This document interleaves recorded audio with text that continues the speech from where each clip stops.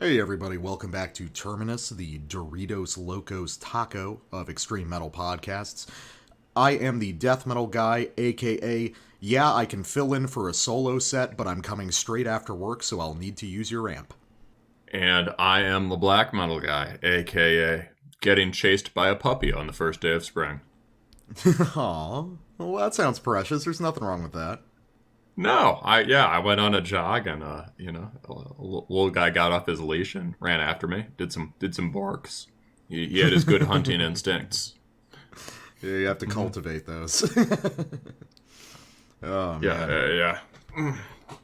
Well, I think I'm finally over being sick, but whenever I get sick, it sort of merges with my natural smoker's cough, so you can never really tell what my status is at any given time. I was gonna say with your natural depravity. My natural You're always sick. Well, I am wearing my brand new vulvectomy hoodie, so it's always good to buy more things that I can never wear outside of the house. I'm wearing my pagan hellfire shirt. That's not bad. It's got a... Alright. No. So, Terminus news. We actually have stuff going on in the greater Terminus co-prosperity sphere today. And actually, I'm contributing for once. So, nice. Transgressors, one and only full-length album, Ether for Scapegoat, is getting another reissue on Memento Mori Records in a couple months. Memento Mori, we've talked about on the show before, a Spanish label. They're the ones who released the Altered Dead record, as well as will be putting out the new Mahagion Voidgazer CD edition.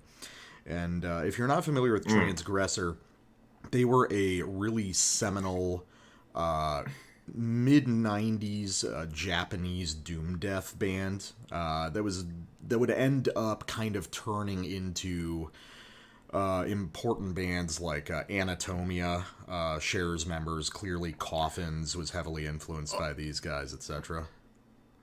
Ooh. Anatomia has a new one coming out soon. We should probably review it. Yeah, they do. They're always good. Just old school kind of autopsy style doom death stuff. But have you ever heard the Transgressor record? I haven't, dude. I like this cover. You've said good things about Japanese death metal in the past, and I don't know it well at all, so... Yeah, so... I know Coffins, right? Yeah. Well, we'll give a little listen to one of the later tracks on this album. First couple minutes of Transmigration. These songs tend to sprawl out, and it's hard to sample constituent parts in a way that makes sense, but this one's pretty immediate, so we'll give this one a shot.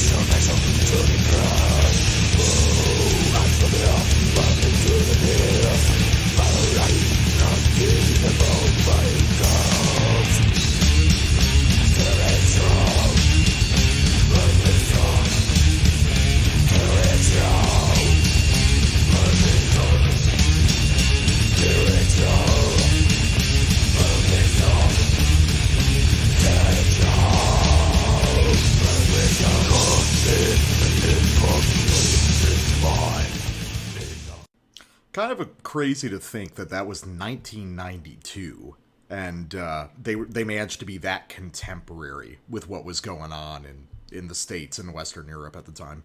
Yeah, so what struck me was that weird pan.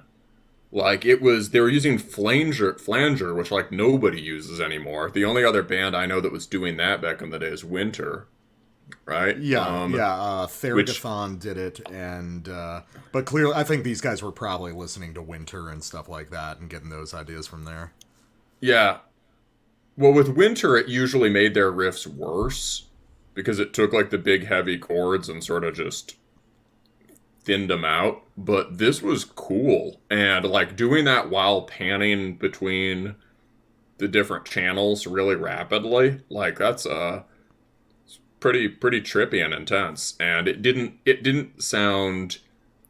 really break the force of the riff. It just made it sound bizarre. Yeah, it's definitely a Anatomia or Coffins or other kind of bands in this Japanese doom death tradition are a lot more mainline in their style. Transgressor has these little bits of weirdness, sort of like weird appendixes of various prior genres hanging on to it, which is one of the things that makes it really interesting. Like, there's just a lot of hardcore, like, really intense thrash stuff going on it. It's got a lot of personality. It's very thrashy, yeah. I was surprised by that. It's very thrashy, but it's got a much heavier guitar tone than you'd usually expect from that. Yeah, and a giant bass tone, which really drives the whole thing. Mm-hmm. Yeah, well, that's cool. I approve. Yeah, so you guys can check that out, coming out soon on Memento Mori, and you will no longer have to dig for first edition copies, although I think this one's still pretty well out there, so it's just nice that it's still in the public eye. All right, cool. So now we, to our listeners' shock and possibly horror, I actually have more death metal. This is... So we just got a nice note tonight from Brandon Corsair from Draghkar and Azath, and he said he and Andrew Lee, who's in those and ripped to shreds, have a new project called Reaver, which is just their, like, down the line Stockholm death metal worship thing, and it seems to be kind of a tribute to L.G. Petrov, at least this particular release, which just came out. So, thought we'd check it out. They're very short songs. It definitely, you know, if you've been following this show, you know TDMG and I are not huge Stockholm Death guys. However, this has that kind of more like nihilist energy, sort of, that I think that I enjoy, at a really nice raw sound. So let's check it out. This is Sordid Depths. It's 2 minutes, so we're going to listen to the whole thing.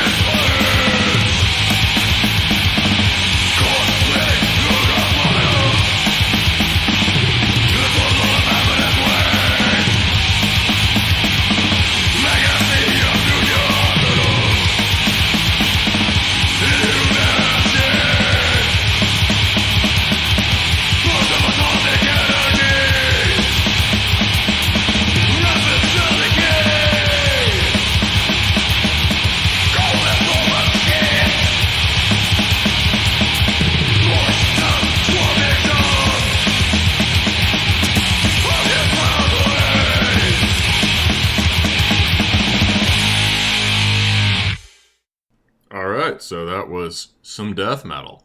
Death metal guy. What did was this able to sway you from your bigotry against Swedish death metal?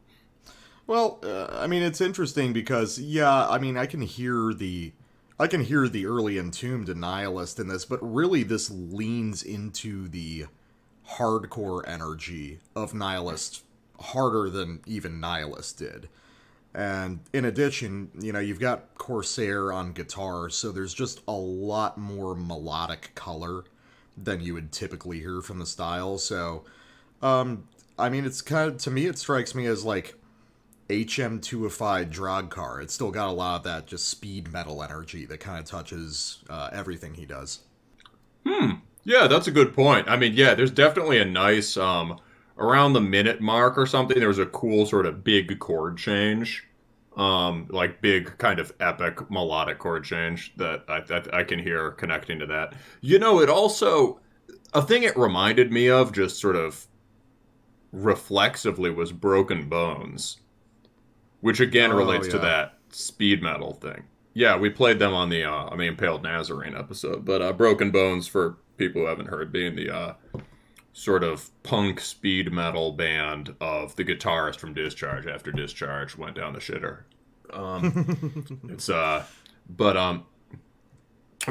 But yeah, I appreciate, I think like, yeah, there's a lot going on. I like the tones. These are like, I like the kind of crisper, raw tone. And I like the, I think, yeah, I like you. I definitely prefer this style where it's closest to hardcore. Yeah, I think that, you know, the whole problem with the Stockholm sound is always that it kind of just gets distilled into itself, and it really needs something else to punch it up to give it a little bit more variation and energy, and I think this basically pulls it off by just leaning into some of the weirder aspects of the traditional sound. Yeah, and bringing out the things that were there at the root that you could hear on Nihilist, maybe, right? But that sort of got ironed out of it very quickly. Yeah. Yeah. Well, this is cool. So we appreciate his sending it our way, and it's on Bandcamp. The record is called Butchery from Beyond, and it is Name Your Price. There's also the home dubbed cassette is sold out. Never mind. Well, there was at one point a cassette, and now it's gone. All right. Before we get into our roundup for the evening, you know what we have to do. We have to tell you to follow us on social media. If you're watching on YouTube, feel free to smash that like button, as well as subscribe to us and hit that bell so you get notifications for all of our episodes. You can also follow us on social media. You can follow me, the Death Metal Guy, on Facebook at Terminus Podcast, or the Black Metal Guy on Instagram at Terminus Extreme Metal. And then if you're truly dedicated to the craft, the dark arts of podcasting, you can subscribe to us on either Patreon or Subscribestar. $3 and up gets you access to the Terminus Prime bonus episodes, and $5 and up gets you access to the Terminus Black Circle, our private Discord server where we discuss the relevance of early garage bands to our new outlaw rock sound that we've been talking about on the show, as well as whether the UK should be deleted. Well, I think broken up. Just broken up. No, I'm saying it doesn't exist anymore. The sun sets on the Empire. Finally. Yeah, we need. I think we need to liberate them from each other. I think. Yeah, so, yeah, it turns out every part, it's like, you know, the Scotland leaves, and then Wales leaves, and then just every part of England secedes from it itself. So, one other, two random thoughts. First is, if we had a demo tape, it would be called Dark Arts of Podcasting. That's second, apropos of that, I thought we should just boast that we had our first ever age-restricted video on YouTube. Did it really get auto age-restricted because of the album art? It got... That's what it had to be, yeah. So yeah, I used that Insertus cover because it's a great cover and it also has some good-looking mystical ladies on it, which is always good for a few clicks, baiting the old click. Uh, and apparently the mystical ladies were a little too good-looking for YouTube's algorithm, so I had to change the cover. Now you But see now yeah, I go. no. So if Now I want to you admit. I want to imagine the like middle school kid who's so hard up for pornography on the internet he's beaten off to death metal covers on YouTube. we're, I'm sure it's happened. not not hard up for pornography, like sort of like has exceeded the supply. All right. Let's get to our roundup. We got like all good records today, at least to me. So, but we're as you love it when I say it, we're doing the sandwich today. So, what are you opening up with? Disgusting and vile. We are opening up with Unseen Forest Patriot, the first and final full length from Zarabanda Moon, a project by Lam from the House of First Light, who died a month or two ago now. It feels I can't even remember exactly the timing, but it still feels pretty recent. And this we will review this. Yeah. So second up, we have Kaal Akuma with In the Mouth of Madness out on Dunkelheit Produktionen. I'm pretty sure we've covered something from Dunkelheit before, or at least mentioned them. I think they're one of the better underground kind of Black Death labels out there today. And Kaal Akuma is a Bangladeshi band, and this is their first full-length, doing an interesting kind of take on chaotic old-school death metal that probably a lot of the Hessian Firm guys would appreciate. And number 3 on the docket, just to torture my co-host, we've talked about this band in passing before. I'm a big fan. My co-host is not.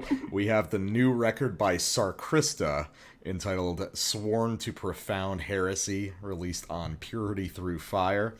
If you're not familiar, Sarkrista is a band of Finnish guys relocated in Germany, and if I'm bringing it on the show, you know what that means, and you can probably write the review in your head yourself. All right, so after that, as a sort of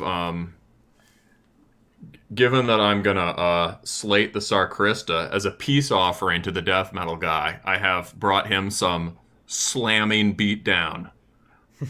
This record is Välde by Humanity's Last Breath, out on Unique Leader, who have been around for quite a while. I don't think Humanity's Last Breath has I don't think I ever would have expected you to bring a record from fucking Unique Leader on the show, so props to you for that.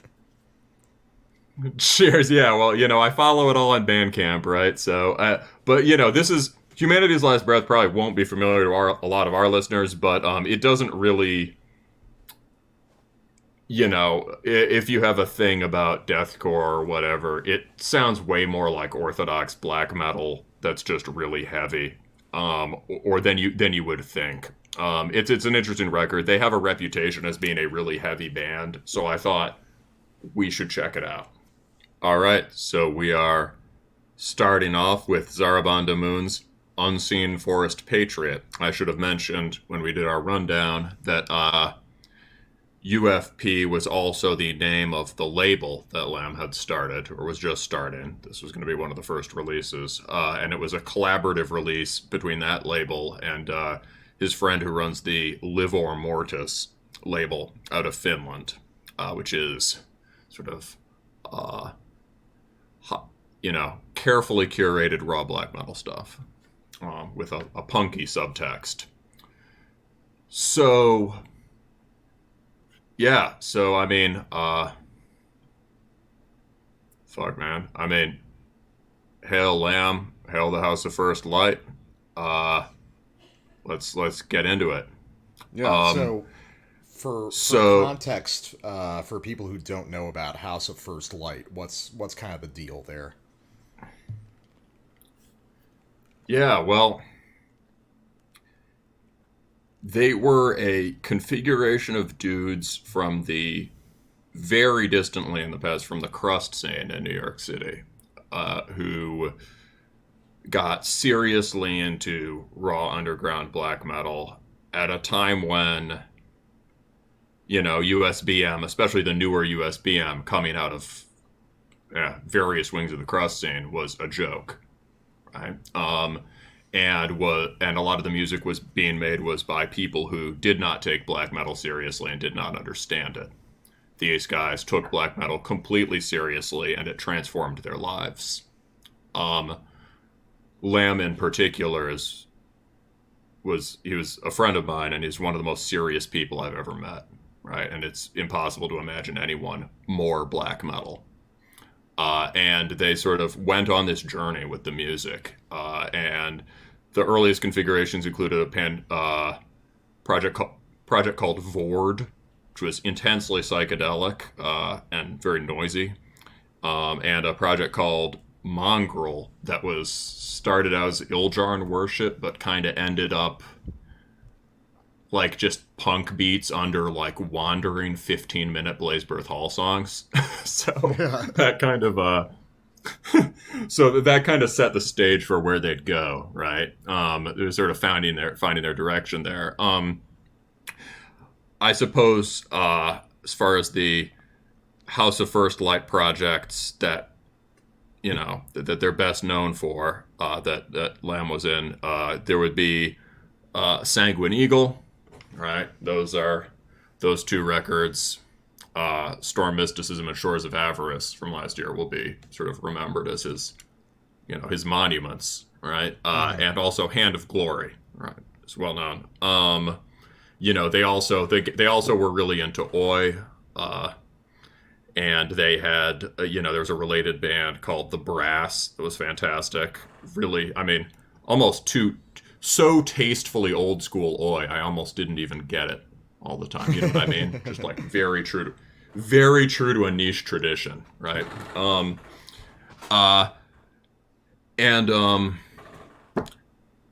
So this is a newer thing. This started out, Zarabanda started out as just a thing that he knocked together for a split with a two-man project he was doing with a guy named Ezegialis, another one of the core members of this group, which was called Winds of Gladsheimer. Winds was this kind of, supposed to be just kind of exuberant, very shoot from the hip, kind of punk, heathen stuff. Kind of like improv riffs that honestly weren't terribly good, but were just sort of a template for were meant to carry the energy, right? Mm-hmm. And so Zarabanda started out on that split and then developed into a more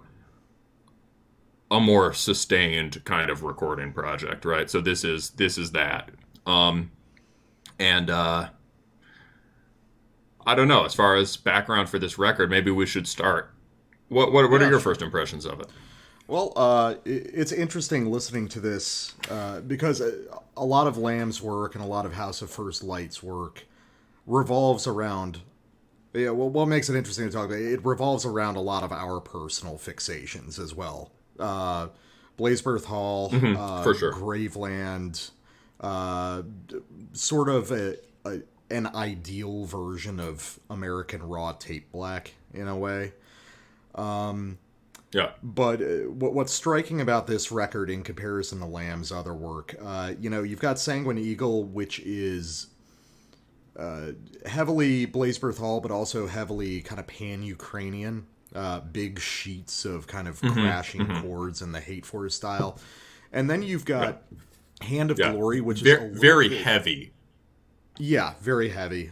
Then you've got Hand of Glory, which is a little bit punkier, a little bit more traditionally raw tape black, but with a really unique melodic color. It's like the House of First Light version of vampiric black metal, I would call that.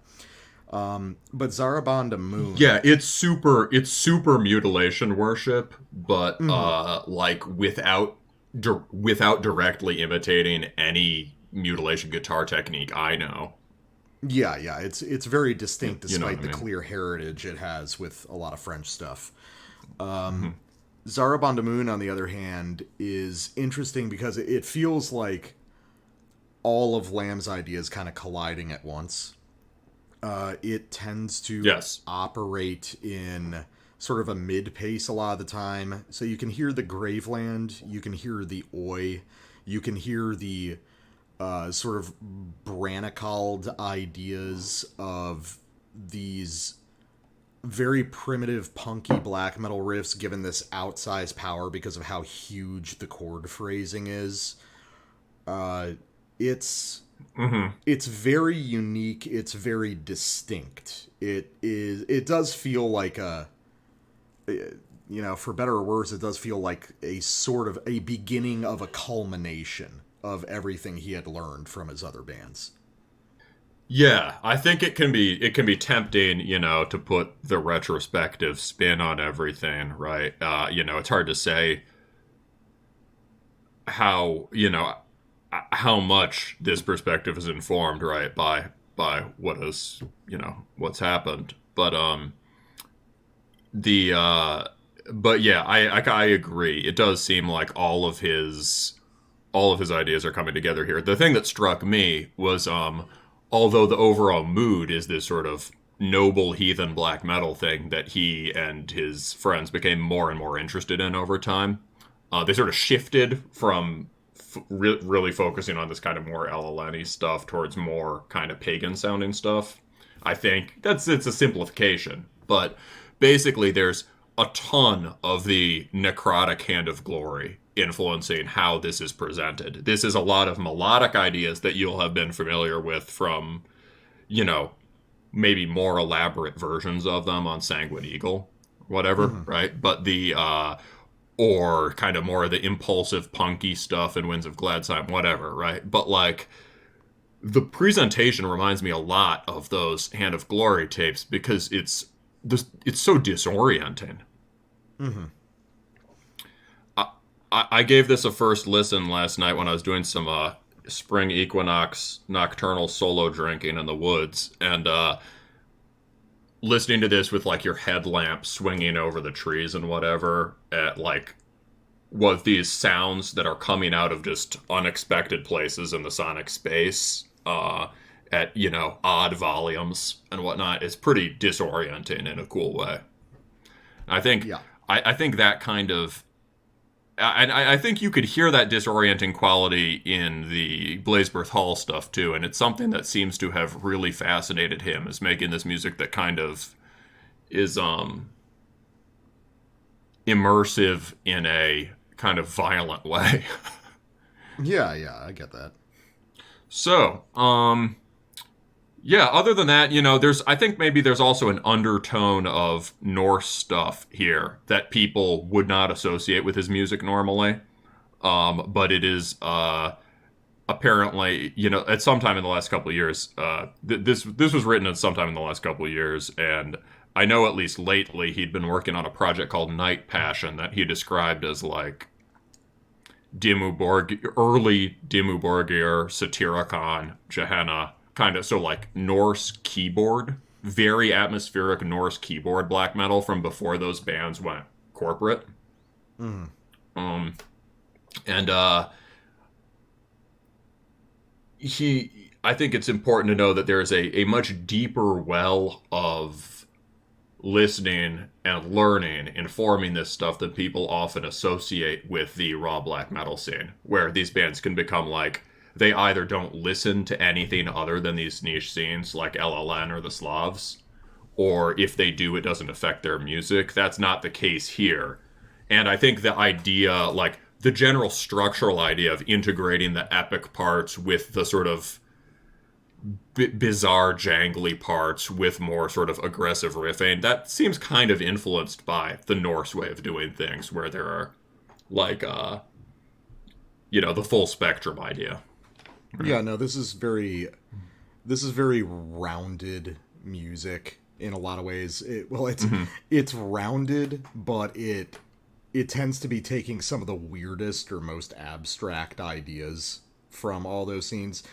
And I feel like what he was really interested in wasn't so much riffing styles or guitar technique or the things that are most immediately attributable to these certain scenes, so much as abstract qualities that he found in them, like the disorientation you were talking about in regards to Blazebirth Hall stuff, or I heard a lot of stuff that reminds me of sort of Asiatic black metal here and there, like a lot of Korean and Japanese bands I've heard with the application of synths. But these are not the things that you most typically associate with those regional scenes. I think that the way Lam listened to black metal and took in influence from it was in a very different way than most musicians. That's for sure got to be true. And that leads me back to the other thing I should stress, which is, at this point, a truly great black metal guitarist has his own harmonic language, right? Mm-hmm. His own harmonic universe, and has his own sets of chords and melodic shapes and whatever. I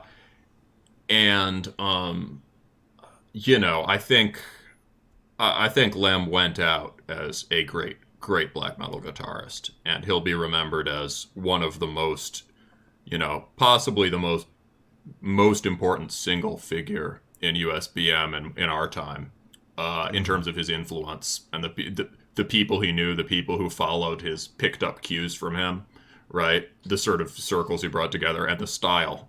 The set of reference points that they crystallized there, which all these other people have picked up on since then. But he had his own style. And so, yeah, I think what you say about the interest not really being in the riffing, it's he's at this point, he's not really biting anyone's riff form because he has his own.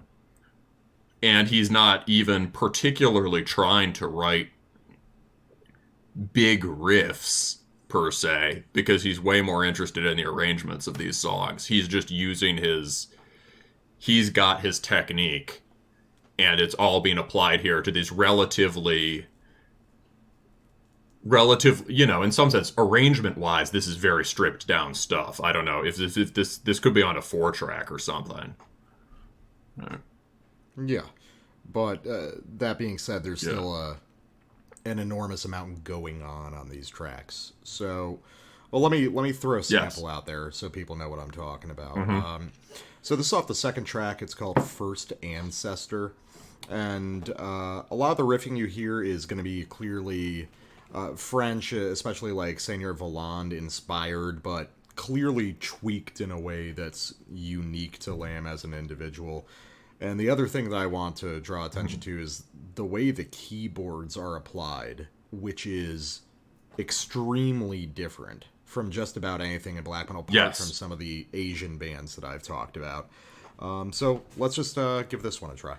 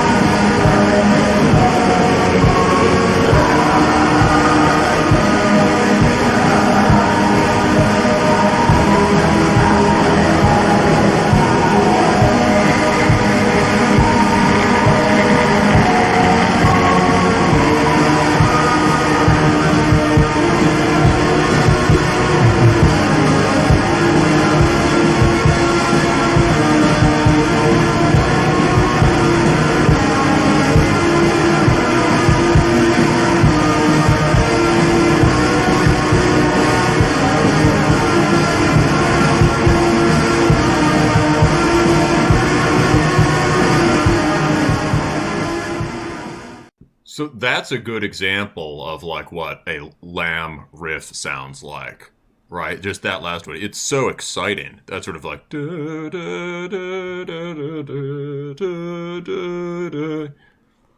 Yeah. you can tell what you can tell sort of what influences that you were saying. Yeah, it reminds you a little bit of Senior Voland. It could be like, weird part of Branacald or whatever, but it's got this it's not a showy riff at all, but there's so much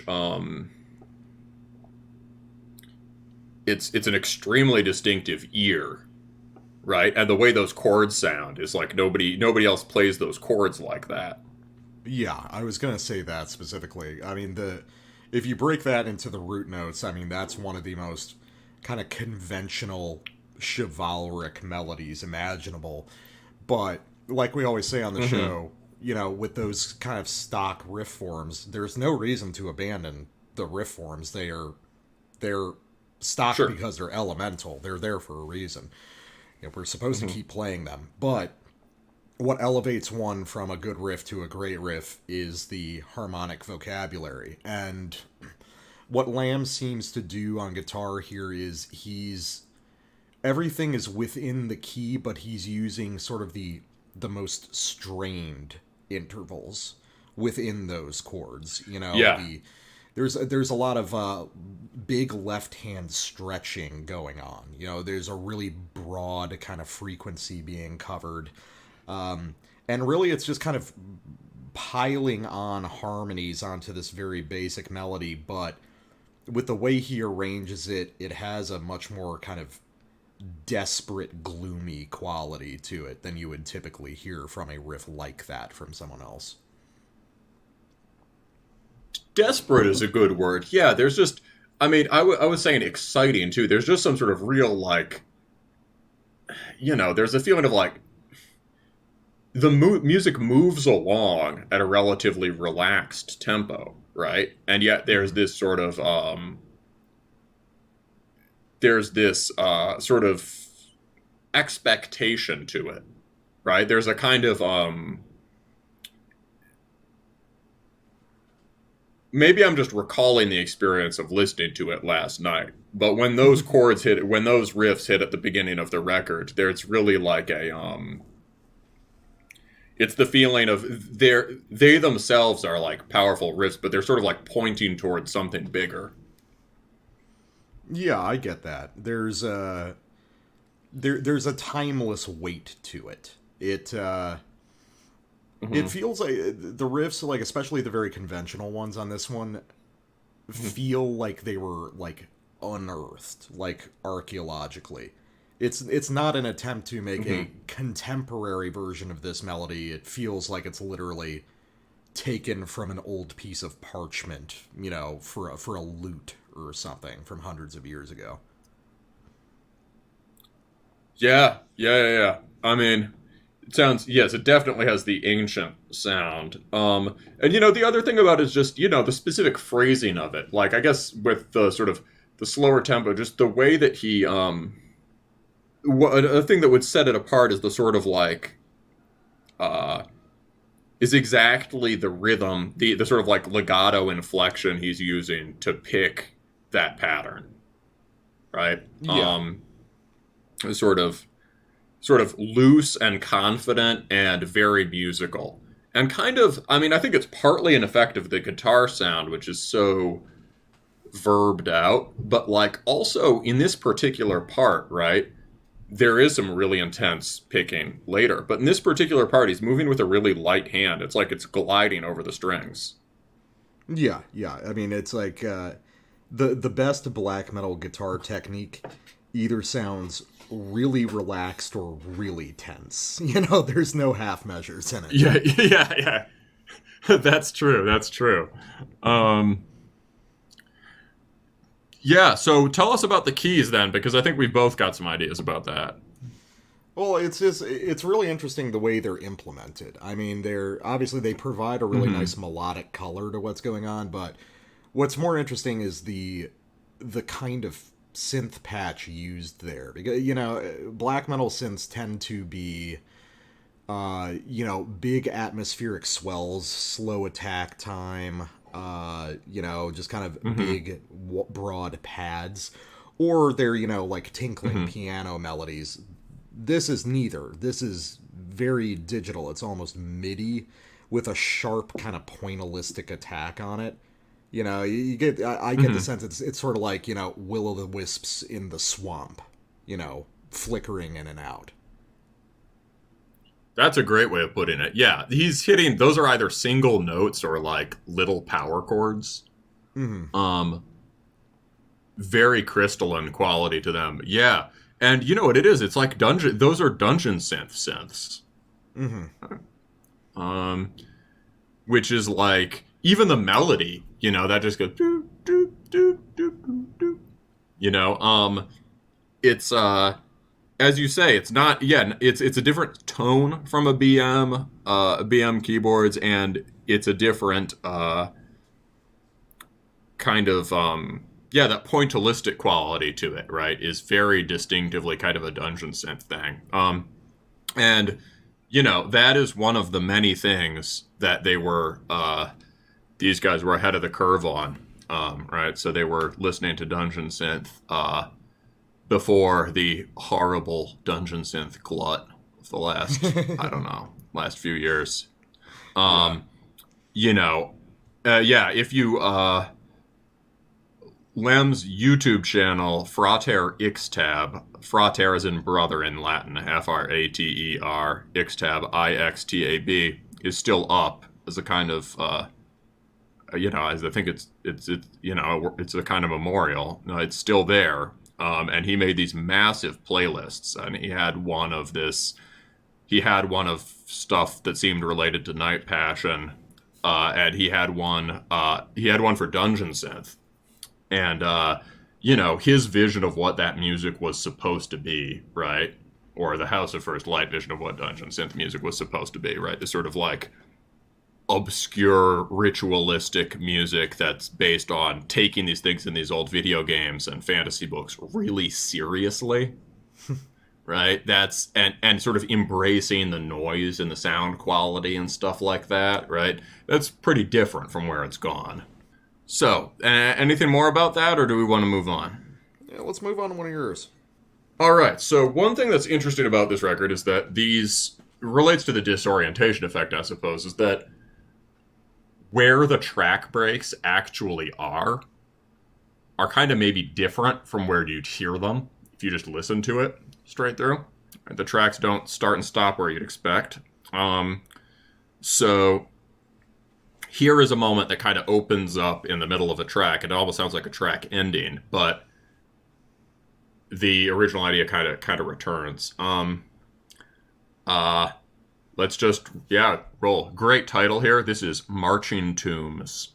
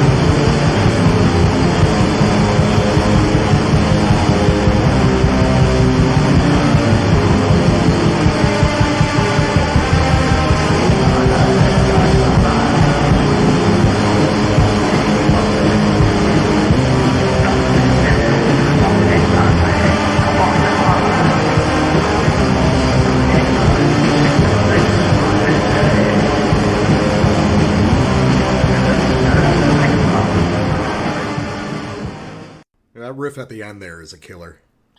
I was thinking that too. Yeah, that's definitely one of the big riffs on this record. Dude, that cascading lead at the end of each phrase of that riff is also a very Lamb technique that you can hear a lot in Sanguine Eagle, right? That sort of cascading. Yeah. It's a very sort of like folk phrase ending sort of thing. Yeah, for sure. So what happens there? Well, we've got this kind of more, sort of a more spacey of those sort of Slav black riffs, and then it just kicks into this fucking solo, which is just, to me, maybe, call me a simple man, but that might be the peak of the record for me. Just when that kicked in last night, I was so happy. Just like, yes. And, we were just talking about picking, right? Well, there's some really intense picking, right? There's trying to kill your guitar. Yeah. I mean, all of this really is kind of a study of contrasting ideas. You've got these... It feels less as though... Obviously, like, a lot of metal stuff is, like, governed by tempo. That tells you the intensity of the passage. In a lot of this stuff, it seems sort of flip-flopped, where, he's really digging in with these mid-paced passages, and then the fast stuff just sort of shimmers. It's an inversion of the expected form on a black metal song. Interesting. I'm not sure whether I heard that, but I think I see what you mean. Well, certainly the sort of the stompy, right? I mean, this House of First Light were certainly some of the earliest purveyors of the stompy beat, insofar as it's applied to black metal. You can hear versions of that in, like, the Mysterious Guy hardcore bands, or in, like, the Klaxon Records sort of punk BM thing. But, like, as far as stomp beats, the American black metal stomp punk beat in this, that's not Judas Iscariot, right? These guys were sort of big for that. And those sort of 1-2, boop, da, boop, da, that certainly gives more, that's conducive to the digging in you're talking about. Yeah. I mean, that's right from that school of, like, Bill Skernier or Fawnbearer, where they want it to be heavy. For sure. And yeah, so the other thing I want to talk about is just, so after the solo, right, which is just this wonderful idea of, like, a big heavy metalism. Again, not something that people who are siloed in to the various raw black schools are really in tune with, right? But you get this big shred heavy metal solo that's recontextualized by all the noise on it, and by the fact that he's, like, not really interested in changing the note, right? He plays it in a very sort of punk way. Why change the note? He plays it like a discharge solo. And then you get this, this locked in kind of, boop da boop da boop da boop. The punk beat continues, but now it's just this, like, really taut kind of, really taut, dissonant kind of I beat, Ildjarn kind of thing. Yeah. But, like, what you can hear in it is, when black metal guys cop that, or just people who are trying to do Ildjarn worship bands, what they often get is this kind of, like, just bashing, right? And it's kind of very rhythmically straight, right? It's just a right? What's cool there is that you've got the bass and the guitars doing independent stuff, and the bass is holding down a really refined groove with the drums. And it's a sense of internal groove that doesn't come from black metal, except insofar as Ildjarn did have this. It comes from listening to, like, D-Beat and, like, Motorhead. Yeah. Yeah, it's just, like, kind of shuffling up. What? Oh, it's all these kind of walking bass lines, which are very, very punk and very, like, old rock and roll. Yeah, swung really hard, emphasis on this kind of the heavy emphasis on the upbeat. And you'll notice again, there's another great part later on this record that I think I also sample, where, like, when he hits one of these kind of D-beat or motor grooves. He's not doing any of the things that black metal people or punk people do to cheat on it, right? Mm-hmm. He's like picking it all, and he has a very exact sense of how to play one of these in the way that makes it sound good, rather than in the way that makes it sound like, sort of phoned in. Yeah, definitely. So speaking of the kind of punk aspect of this record, obviously you've talked about it's very important, but I chose another sample which is some of, at least in my rating, the most punk infused, or specifically very oi infused stuff. So this section Nice. is off Honor-Bound Vengeance, and it's really just it's really just one riff, but it gets taken through a lot of rhythmic variations with the drums and with the bass. Very simple kind of punk black metal riff, but with a really unique harmonic texture, and then it's got a really cool jangly lead guitar thing. And this is where I think the Brana cult really comes out. I bet that Lam probably listened to Stormheit about 30 times back in the day. Oh, 30, probably like 300 or, Probably. All right, so Honor-Bound Yeah. Vengeance. Let's try it. Right.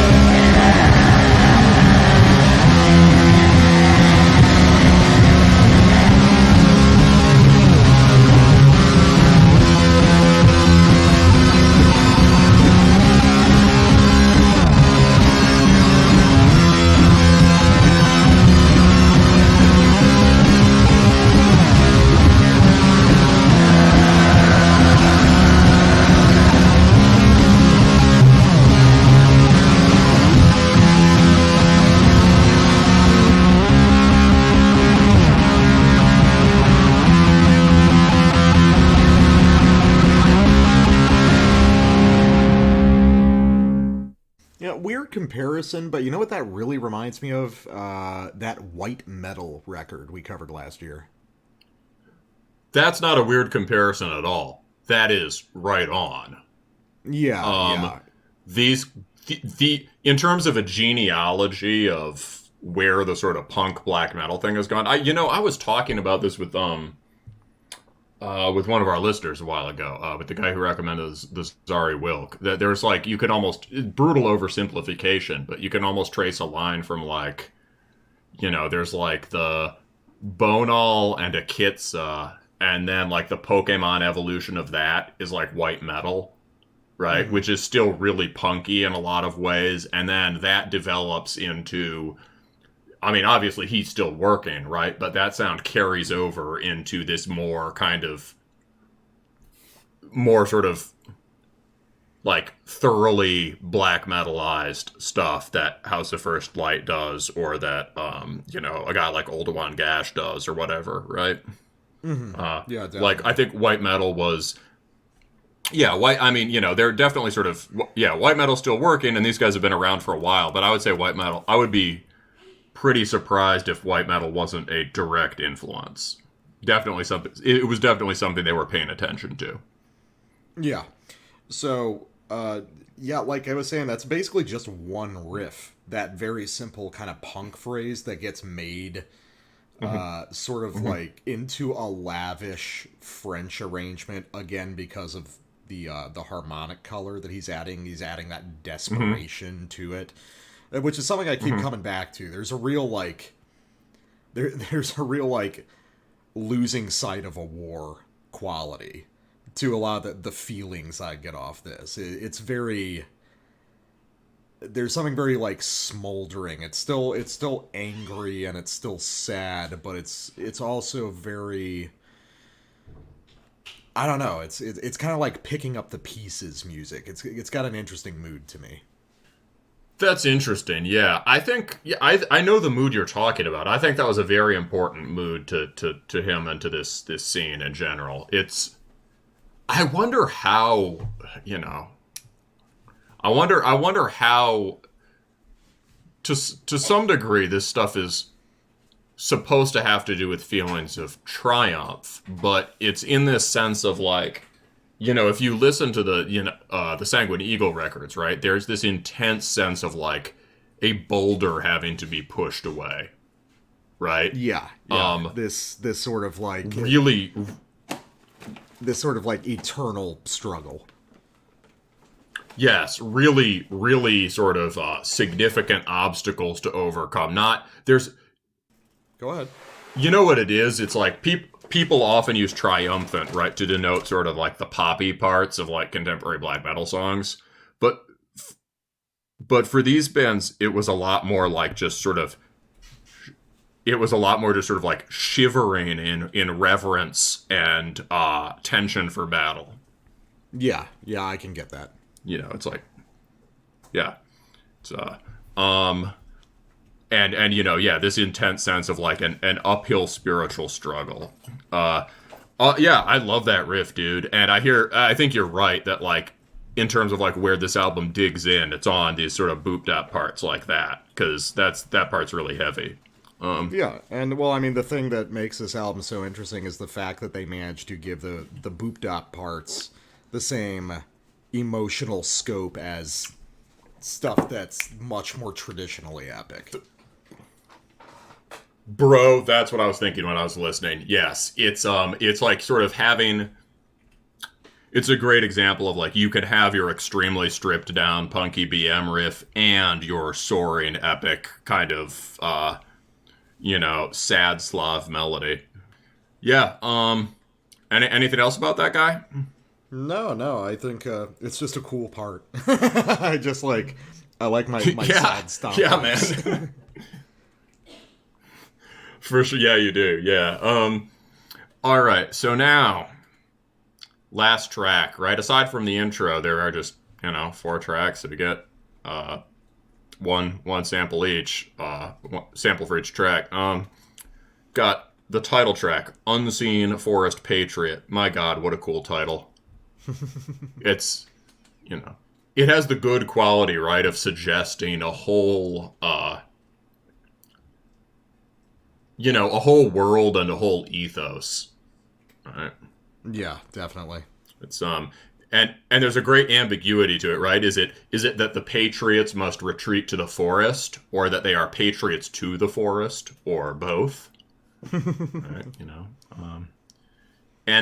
entish separatists. But yeah, so let's this part starts with one of the more sort of Draghkar parts on this record, which is a thing that, as you pointed out, is more in evidence on Sanguine Eagle, this kind of Sanko side, which people, I think, is so fundamental to the technique here that people gloss over it because it's not associated with the social capital of these obscure raw black scenes. Yeah. But like, this dude clearly studied Druid and Hate Forest, right? So we get this kind of like Draghkar thing, and then we get a and there's a nice sort of expand contract vibe at the beginning here. And then you'll hear how he develops this, and it's glorious.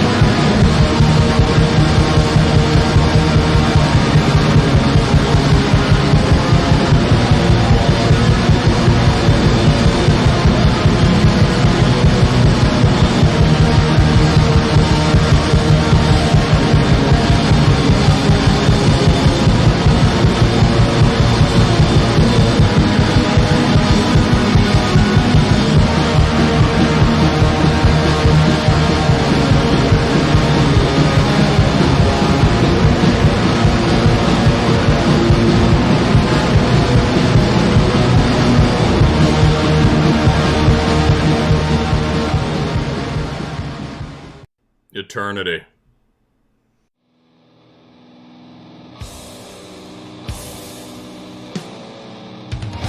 Hi, this is Taylor from Crushing the Scepter, and you're listening to Terminus Podcast.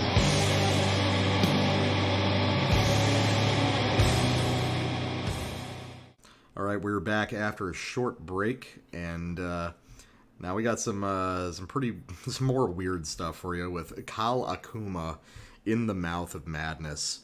Like I said at the top, this is from Dunkelheit Produktionen, and this is the debut record by this Bangladeshi band. This is interesting music. It ended up being a little bit different from what I expected. Usually when I'm selecting records for the show, I do, I just kind of like skim through a couple tracks, and I can usually tell within about 5 seconds whether it's worthy of coming on the show or not.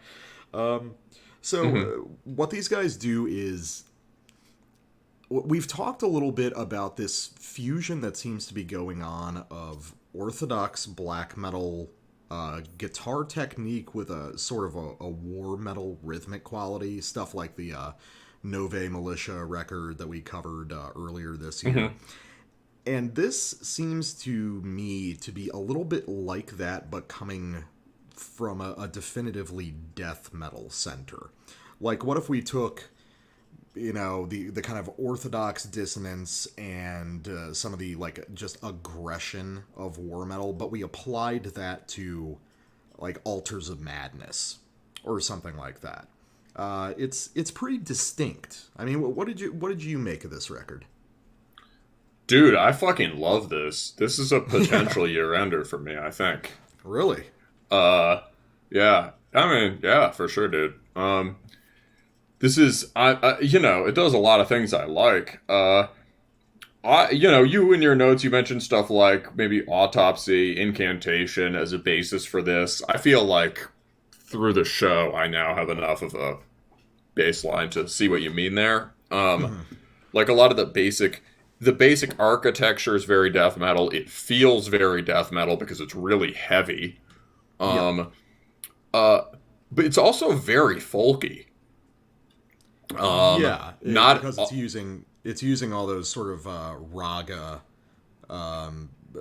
sort of scales within the context of these really gnarly death metal riffs. It's very unusual. And using them really well, and with a lot of kind of ringing strings and texture to it. A lot of octaves, but also a lot of things that sound like octaves, but I think are bigger in terms of chords. A lot of drone to it. And what struck me about the guitar, I just love the guitar technique here. And what struck me about it is using this, like, these guys clearly know something about, Southeast Asian classical music, right? And they are using those raga scales to generate a ton of dissonance without ever throwing in random chromatics. Throwing in as many random chromatics as you'd want for some super brutal parts of your death metal record, right? Yeah, I think that's true. There's not a lot of... I mean, it's very easy in this style to slip into the sort of baseline, not incantation, but what people think incantation is, which is a lot of just really gnarly, fast chromatic riffs, when actually, it's like, in actuality, incantation chose those intervals, like, very precisely, and these guys do, too. Sure. It's very dark melody. It rarely goes into fully dissonant territory outside of some of the more textured, atmospheric parts across the record. Yeah, for sure. This to me is really cool. This has that quality that Arjan from Hidden's Heart described as sort of like folkish riffing, where like, you're not using folk instruments, nor are you doing some ethnographic thing, but you're trying to do properly metal riffing or melodies in a way that's deeply informed by folk music. And, the Dutch bands do that. Graveland and the other Slavic bands do that really well. And this band has that similar kind of thing of, it's like, it's really heavy, it's really metal, but I also love that at the same time, there are all these sort of like, ringing, string-oriented folk tones. They do that huge the last track is just acoustic, and my feeling about it was almost like, instead of doing an all acoustic track, could they just start throwing in some of these more or acoustic or clean? Throw in some of this more clean guitar just over the blast beats. It would sound fine. Yeah, I don't know. I kind of like the sheer surprise of it being, because I expected when I first started that final track, it's like, oh, so this is kind of a neat intro. Oh, no, it's not. It's just going to do this for, what, like 9 minutes? They're just going to play with these really cool ideas. Don't get me wrong, I really enjoyed it. I'm just saying that, like, the cool thing about this style is that although having all the tone, there's great tone on this record, right? And having all the tone and the crushing quality of it is it's almost like a bonus. All I'm saying is, like, they could, if they wanted to, they could put blast beats under the last song, right? Yeah, it says something about it says something about the integrity of the riffing, that it doesn't require the tone. And you can almost imagine them doing something like Swarm, from Japan. It's yeah, I can definitely see that. But yeah, anyway, so I fucking love it. I mean, maybe do you want to lead us towards your first sample? Well, I think, if we want to do it chronologically, I think you're the one who sampled off the opening track, which is a very good place to begin. That's true. I almost just began with the beginning of the record, because it just opens. It comes in so hot. But I thought I'd try to capture a few particular parts. This one is called Black Death Sacrifice. And here it is, guys. Here's something brutal.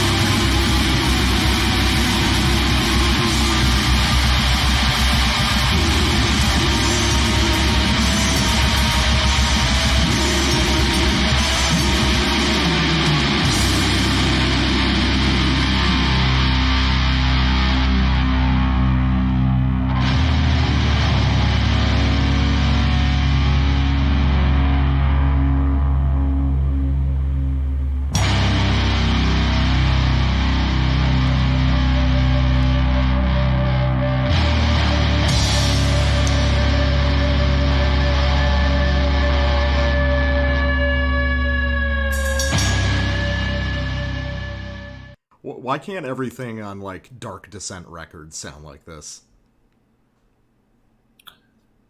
Yeah, I mean, yeah. Like, this is... Like, this is what all the... this is what caverncore should be like, and all those kinds of bands, you know what I mean? Like, this has real scope to it, it's yeah, they're getting the cavern sound just by having, like, vast spaced apart tones with a lot of reverb, instead of having this kind of sort of muddy thwub sound that then is sort of like, because of the reverb, is supposed to imply this space around it. Yeah, you never get the sense. There's no moments on this. What makes this distinct from a lot of modern death metal or modern old school death metal is how cutting and sharp it is. There's no faking it with a bunch of just like big blunt chords and reverb. It's like, no, this is very clear. Like, these riffs are very precisely made. There's no confusion in it.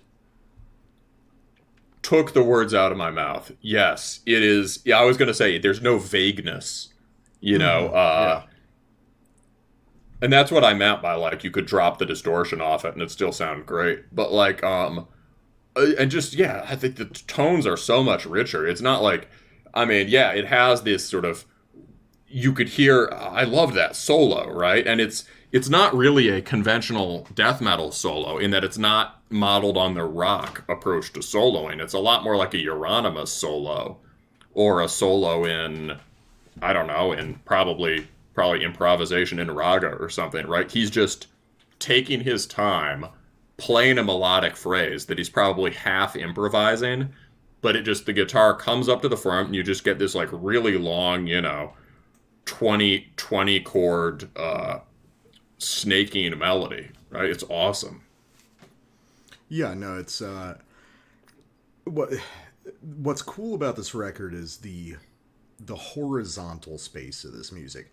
These are all long songs. Like, the shortest track on this is about 6 minutes long, and they go upwards of 9 minutes. And I think that's something that should be done more in death metal, because you can see when they have that amount of space to play with, stuff like the big like negative space voids that occur there, they have the time to breathe. They have the time to gestate into a real atmospheric piece. And the songs have this sprawling, ambitious quality to them, despite being kind of straightforward from riff to riff, that you just really don't hear from sort of old school pattern death metal bands. Yeah, I agree that, this idea of like the places where they open up space in the music are like, we've joked about how it's like, oh God, it's the orthodox halftime arpeggio, right? There's parts where things slow down or open up in orthodox and in caverncore that are really, really just annoying and bad. Like, why music stop? where riff? But in this case, it's those parts are worth listening to. Oh yeah, no. These guys actually do well, and this leads me pretty well into my first sample. Because I've got a piece off the second track, Feast on Mortals, and there's a lot of hay being made right now about this whole kind of psychedelic death metal thing. And I'm not, I don't buy into it for the most part, but here's a passage that does sound legitimately psychedelic. But I think my problem with psychedelic death metal is that it's always psychedelic in the 70s prog and, pulp sci-fi novel way. This is psychedelic in like a bad, like negative way. It still sounds dark as well as being trippy. Yeah, it's the difference between bong rips or ayahuasca, right? Exactly. This is way in ayahuasca territory. So, yeah. The big thing to listen for here, listen to the lead guitar, and you're not going to realize it's a lead guitar at first, but then it'll slowly coalesce into one. So let's try it. Well, I know I'll like that. Oh, definitely.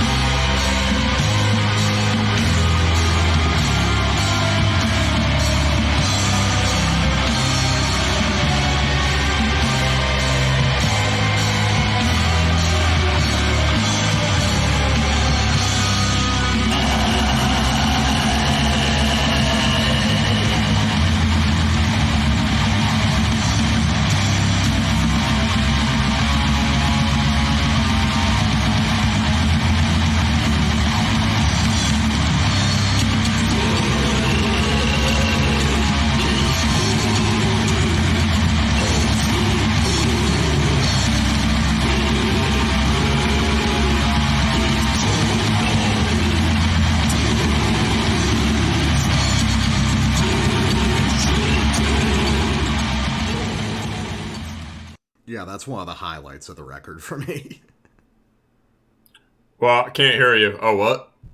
Sorry, I was just rocking out. So that's definitely one of the highlights of the record for me. Oh man, that is so sick, dude.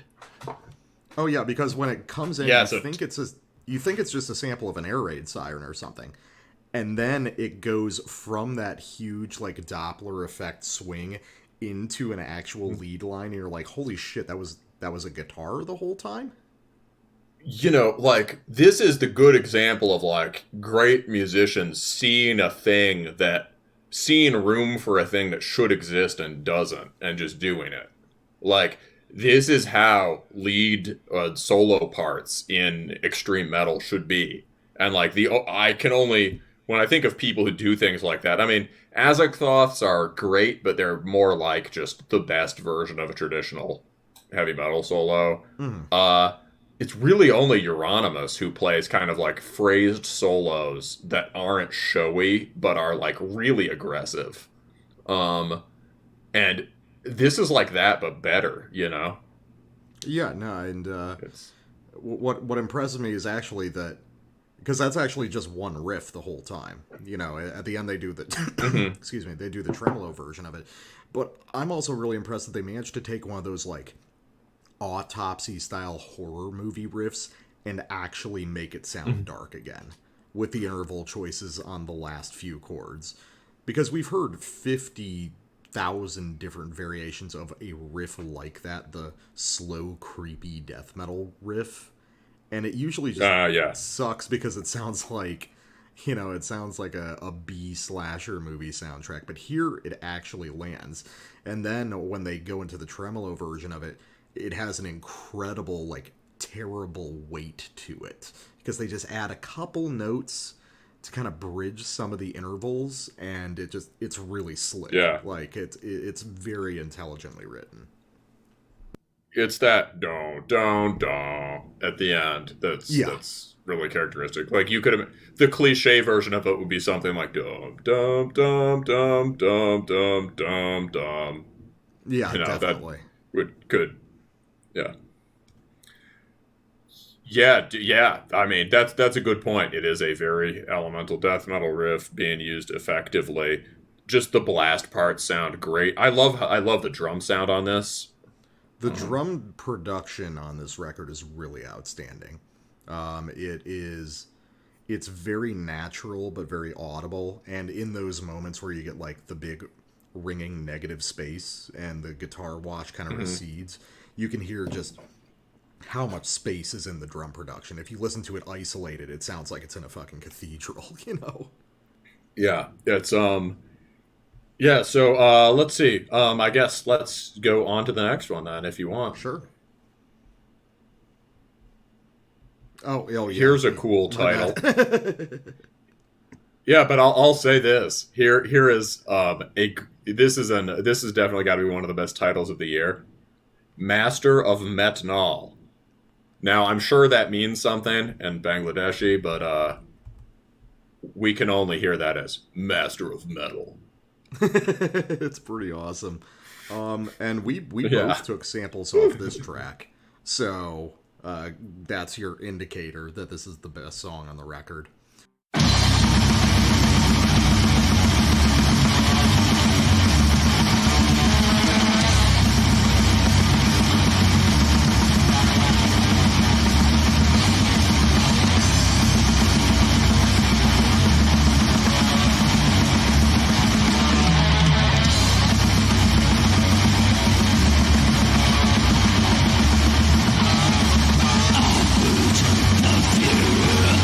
Around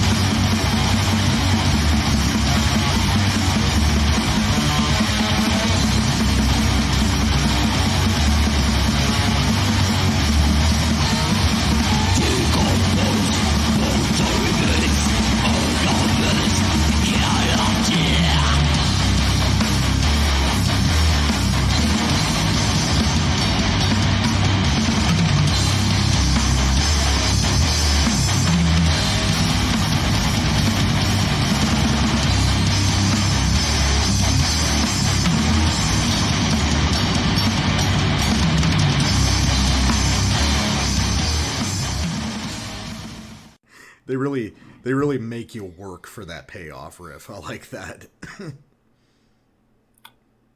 Oh man, yeah, I like that one. Yeah, so basically that's a minute and a half of like the same riff. There's a slight variation that pops up, and they're ending the riff in a couple different ways, but it's mostly just the same thing. But it's such a bizarrely phrased riff. It's like every time you listen to it again, you hear new relationships between the notes. That's a good way of putting it. Yeah, I think that riff is something like 20 chords long.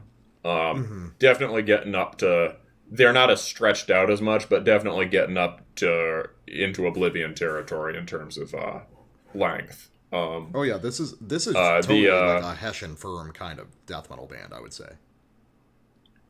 Oh, for sure, yeah. And then that little variation, yeah, they just do like a tension release kind of run that's like, I don't know, 8 or 10 chords long, and then they're back to the huge thing. I love the fucking chug part at the end. That's how you do it. Is that like I love when they sort of like, instead of just dropping back down to the root, they then like chug upwards.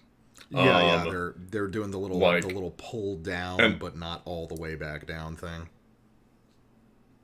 Yeah, and instead of just like, and they just, to get some continuity on that note, they just like draw it out by just furiously just thrash chugging it, rather than like tremming or filling it in with other notes or something, right? It's just, that shit's so brutal. That's how you do it.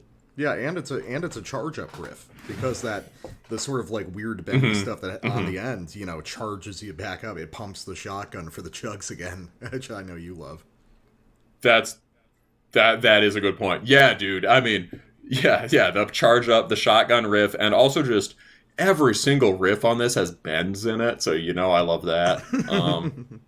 Oh yeah, I think the main guitar technique here is very Azagtote inspired. Like Azagtote and Incantation for the tremolo riffs, I think that's the root of it. But these guys also have their own very weird harmonic language, which is, like we always say, that's what makes a great extreme metal guitarist. Yeah. Dude, well, speaking of Azagtote, have I got a sample for you? So this is, one of the coolest things about this guitarist is that there is no clear line, really, between the riffing and the soloing. However, it's kind of a spectrum.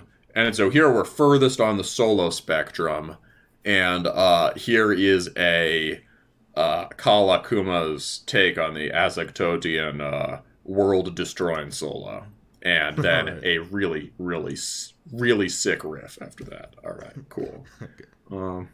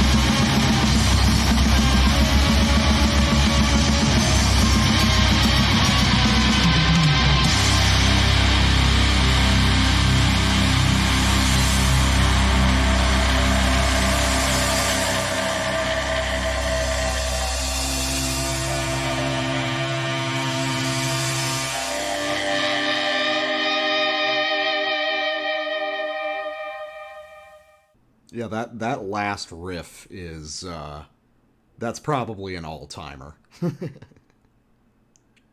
Oh, agreed. Yeah, no, certainly the best riff on the record. Like, in terms of just aggressive attack riff, that's the best riff on the record. Well, it's just, also, man. It's great because it's like, it has very little to do with a death metal riff as we understand it, or even a riff as we understand it. It's really long. It doesn't have any sort of, like, tonal center as we understand it. And just, like, those horrible bends just, like, peeling off at the end of every one of those phrases. It's totally alien to anything else in extreme metal, but it fits in perfectly and it's super memorable, which is very difficult to do for something that dissonant. Yeah, I think it's way closer to a black metal riff than a death metal riff, but it's because they are chugging the hell out of it, and because their choice of folk scale or whatever allows them to engage so much dissonance. It just sounds very, very death metal. They're doing the sort of octave swoops, making up. I think the thing about it that's cool is it's basically a really long melody that has riffs in it. Yeah. There's this kind of like... You could see a single phrase of that being looped as like sort of a death thrash breakdown thing.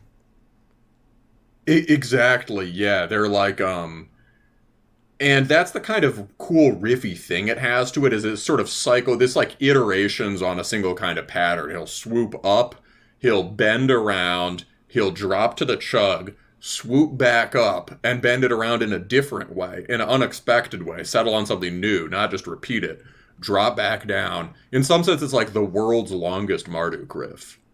Yeah, I can see that. Yeah, no, it's it's interesting because I think this is getting at what we were talking about with like Nove Militia or some of these other kind of war meets Orthodox bands.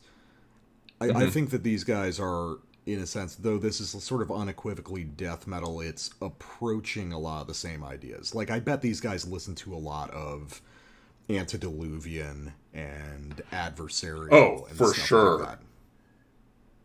That's a really good point. Yeah. Also, there's a new Antediluvian this year, which we got to keep an eye out for. But yes, I for sure hear this sounding like Antediluvian. Another thing I was thinking was, like, in terms of it might just be that the endemic folk, the sort of rooted black metal sound for the subcontinent, maybe not all of Southeast Asia, but for, India and Bangladesh and Sri Lanka and whatnot, might just be death metal. Do you know what I mean? Yeah. Well, there are things about... I assume these guys are in touch with guys from, like, Kolkata Inner Order. You would hope, right? And yeah, I was listening to some Tetragrammaticide today, or the split with the sort of like esoteric inverse Islamic band. I can't remember what that was, but shit, that's so heavy. But yeah, it's like, it's just the guys who have a sort of black metal level of mysticism and interest in this sort of religious stuff and this ideological fervor to the music and this rootedness in specific place and, musical traditions. Those guys seem to gravitate towards death metal as a basic format. And I think it probably has something to do with just, like, the scales. Like, raga scales translate well into, like, very colorful death metal riffing. Yeah, I can see that. Like sort of, like, droned out, strange death metal riffing. And the rhythmic, maybe also the greater rhythmic attack that death metal allows you. Yeah, I think so. But I think the rhythmic dimension is... It's almost like people in extreme metal are rediscovering rhythm after all the years of, like, all the avant-garde being, like, pure texture and melody and stuff. It's like, oh, we've got this thing called drums, and it's actually important what they do. I think that's true, yeah. And in terms of, like, how you build a melody, that rhythm is important to it, which is a thing I've just personally been thinking about more this year with the show. But, like, more interesting timing shifts in melodies. This band's certainly good at it. But yeah, you can imagine, like, Thailand and Vietnam, those guys clearly have a distinct black metal sound that sounds very folky. But this, it's like the black metal just is the death metal, or the death metal just is the black metal, or whatever, right? Yeah, dude, this is super sick. Oh, one last thing I wanted to mention, and yeah, maybe you have some other wrap up too, but I wanted to credit where credit is due to a good Bandcamp commenter. I always like to credit the Bandcamp comments. Quieted Darkness, who has an autopsy profile picture, says, chilling, ominous chugging death metal with the iconic Christian-styled drumming. That is a very good call. I didn't initially notice that, but I think if you wanted to try to pin down something that this sounds anything like, it might be a super raw version of Christian. Yeah, the big thing that he's picking up on there is, if you listen to Christian, pretty much all of their blast beats are a super fast 6/8 blast, like a triplet time blast. Mm-hmm. And that seems to be where these guys like to hover as well with their blast beats. Or they like swapping between the 4/4 and the 6/8 kind of abruptly between measures. Yeah, well, one thing with that last riff that made it sound so fast is that the 6/8, right, gives you, like, objectively really fast playing, but it gives a sort of controlled... You know, with Christian, it always sounds like, right, the image I came up with is, like, the guy on the Creator Pleasure to Kill cover hitting the skeletons on the head with his axe, but in, like, double time. You know, just bap, bap, bap, bap, bap, bap, bap, bap, bap. Bonk, bonk, bonk, you know? bonk. Exactly. Yeah. Get bonked, Skello. It's got the hammering quality of Marduk Blast. For sure, but tripleted out, and so it's got this very sort of measured quality, right? Like whereas like the thing that made that last blast riff sound so fast in part was that they just floored it in 4/4, like Marduk, and then at the end we were laughing while they were playing it because at the end they're like, yeah, also let's just divide it into triplets now and make it even faster. It's But yeah, and I think the approach to melody is a little bit like Christian. Obviously, like, Christians have this weird kind of cellular quality where the specific contours of any given riff just aren't that important. But the way they're kind of built from these snaky phrases and have this very intuitive quality to them, I can hear that here too. Yeah, I can hear that because, you know, because Christian is at its heart sort of like a thrash band played in double speed, down-tuned, you know, to A. Yeah. And there's something kind of similar that happens here. It's like a lot of these riffs where, you know, it's like you even out the timing and you make them a little less, like, austere and bizarre. You've got something kind of like death thrash at its heart, which I think is important because, again, I think that's important for the rhythmic variation of this music, is remembering all the old thrash rhythms, and then how do you kind of treat it like an old industrial band and do, like, tape cuts with those rhythms and make them more erratic and weird. I think I like this even more after listening to it again. This has a real mood to it. Like, I like it when death metal albums are able to stand up to black metal albums in terms of mood and atmosphere, because this definitely has a really creepy, kind of occult atmosphere to it that really stands up against most black metal, pound for pound. Yeah, agreed. I mean, this basically passes muster, I think, in terms of is it as occult as black metal, and it does it in a way that resonates with black metal for sure. Maybe does some black metal things, but does it in this very unmistakably death metal way. And all the strengths of death metal here are working to distinguish this. You know, I gotta say that this formation of music like this, or the Hessian stuff, or, you know, I mean, the Insertus is just kind of weird, but I would group it in with that. Like, this whole school of kind of what the Hessian guys would call dark metal, it's definitely one of the most fertile parts of the scene right now, and I'm often much, in terms of what I'm interested to hear and excited about, like, you know, I find this more exciting than most BM right now. I think it's doing, I just think that all it's doing is, orthodox black metal was doing the heavy lifting for a long time, but now orthodox technique has become part of sort of mainline black metal in a lot of ways. So someone new needs to take up the helm. So now you've got these death metal guys that are taking a lot of these like elaborate orthodox techniques, and they're like, okay, how do we drive this further? It's like a relay race of musical progression.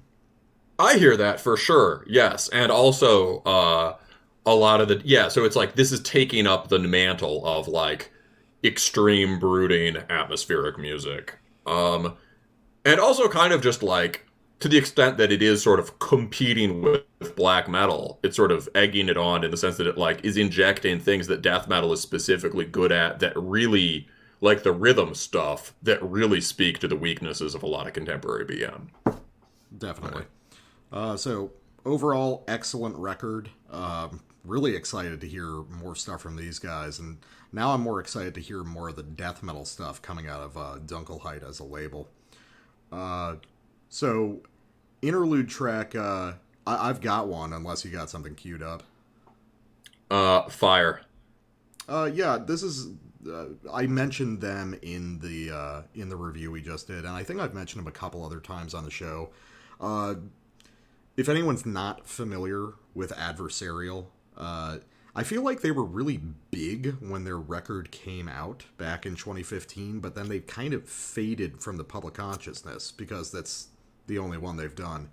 But they have been a favorite of mine for a lot of years as far as this juxtaposition of like orthodox technique with more like war Black Death stuff, and there's a lot of guys who sound like them now, but I feel like these guys had a clarity of form that wasn't really touched by a lot of people.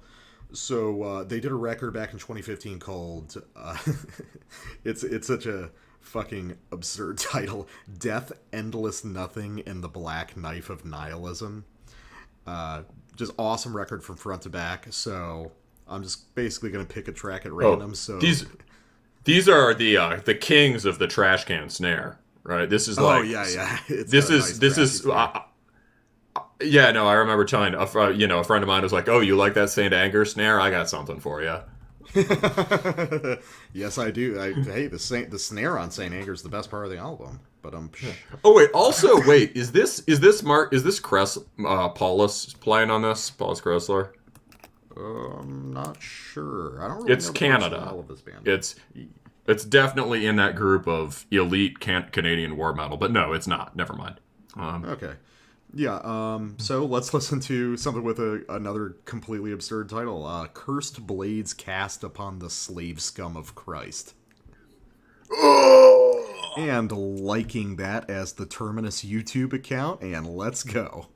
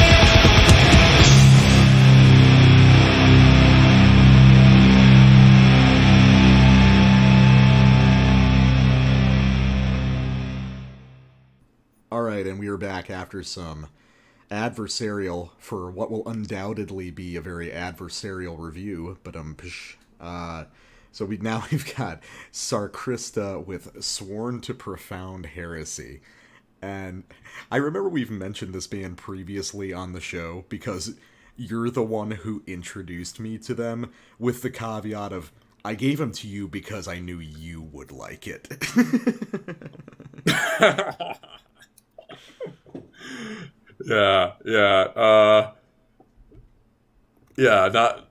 Not my cup of tea. What this is I suppose it's a whole school now, but what this is did you say they relocated from Finland? Yeah, they are actually Finnish guys who relocated to Germany. I see. Because there's this whole scene now of German bands that sound kind of Finnish. Purity Through Fire has a lot of them, and Finnish bands. But this is so this is a Finnish band that sounds Finnish, but it's just if you haven't heard Sarkrista, they are possibly the most unapologetic Sargeist clone in the world. I think that's right. Just make the long and short of it. If you haven't heard Sarkrista, you have, because you've heard Sargeist. And specifically Let the Devil In by Sargeist, which is my favorite Sargeist record, and my whole that is a great record. My whole review of this record is really just, look, man, I may not know art, but I know what I like, and I like the Sargeist riffs going burr for 45 minutes, and that's what this album is, man. That is the long and short of it. I definitely brought this on the show to fuck with my co-host a little bit, just because it's so counter to everything you enjoy in black metal. Everything I complain about nowadays black metal is this. So yeah, we'll get ready. I'll just spurg out as the death metal guy just sits there sort of rocking back and forth and smiling. Well, no, it's interesting because I was thinking about it earlier today, just because my whole thing, because we talked about this way back when we first started the show, the whole idea being I've loved this style of black metal since I first came across it, in the late 2000s, back when everything was basically swallowed up by orthodox black metal. And it really is a matter of just the scene catching up to me. So it's now I'm just spoiled for choice. Now it's just every black metal band sounds like the kind of black metal that was my personal pet thing for so many years. But now I'm a normie. Yeah, you were the only guy who listened to Sargeist.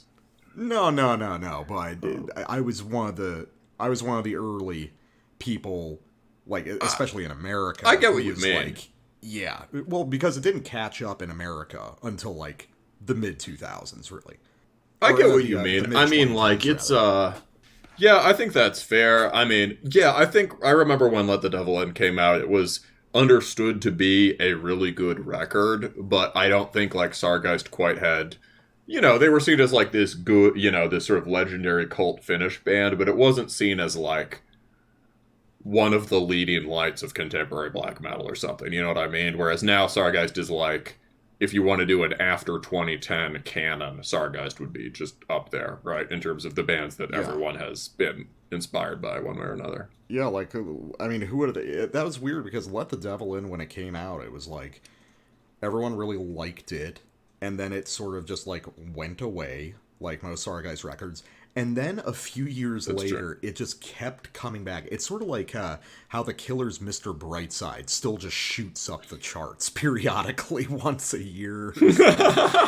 So it's through, sheer repetition and just the insidious catchiness of the music that it's now become one of the most important albums for modern black metal. So which is totally fine by me, because I always say, there was so much just terrible black metal back when we were really coming up. And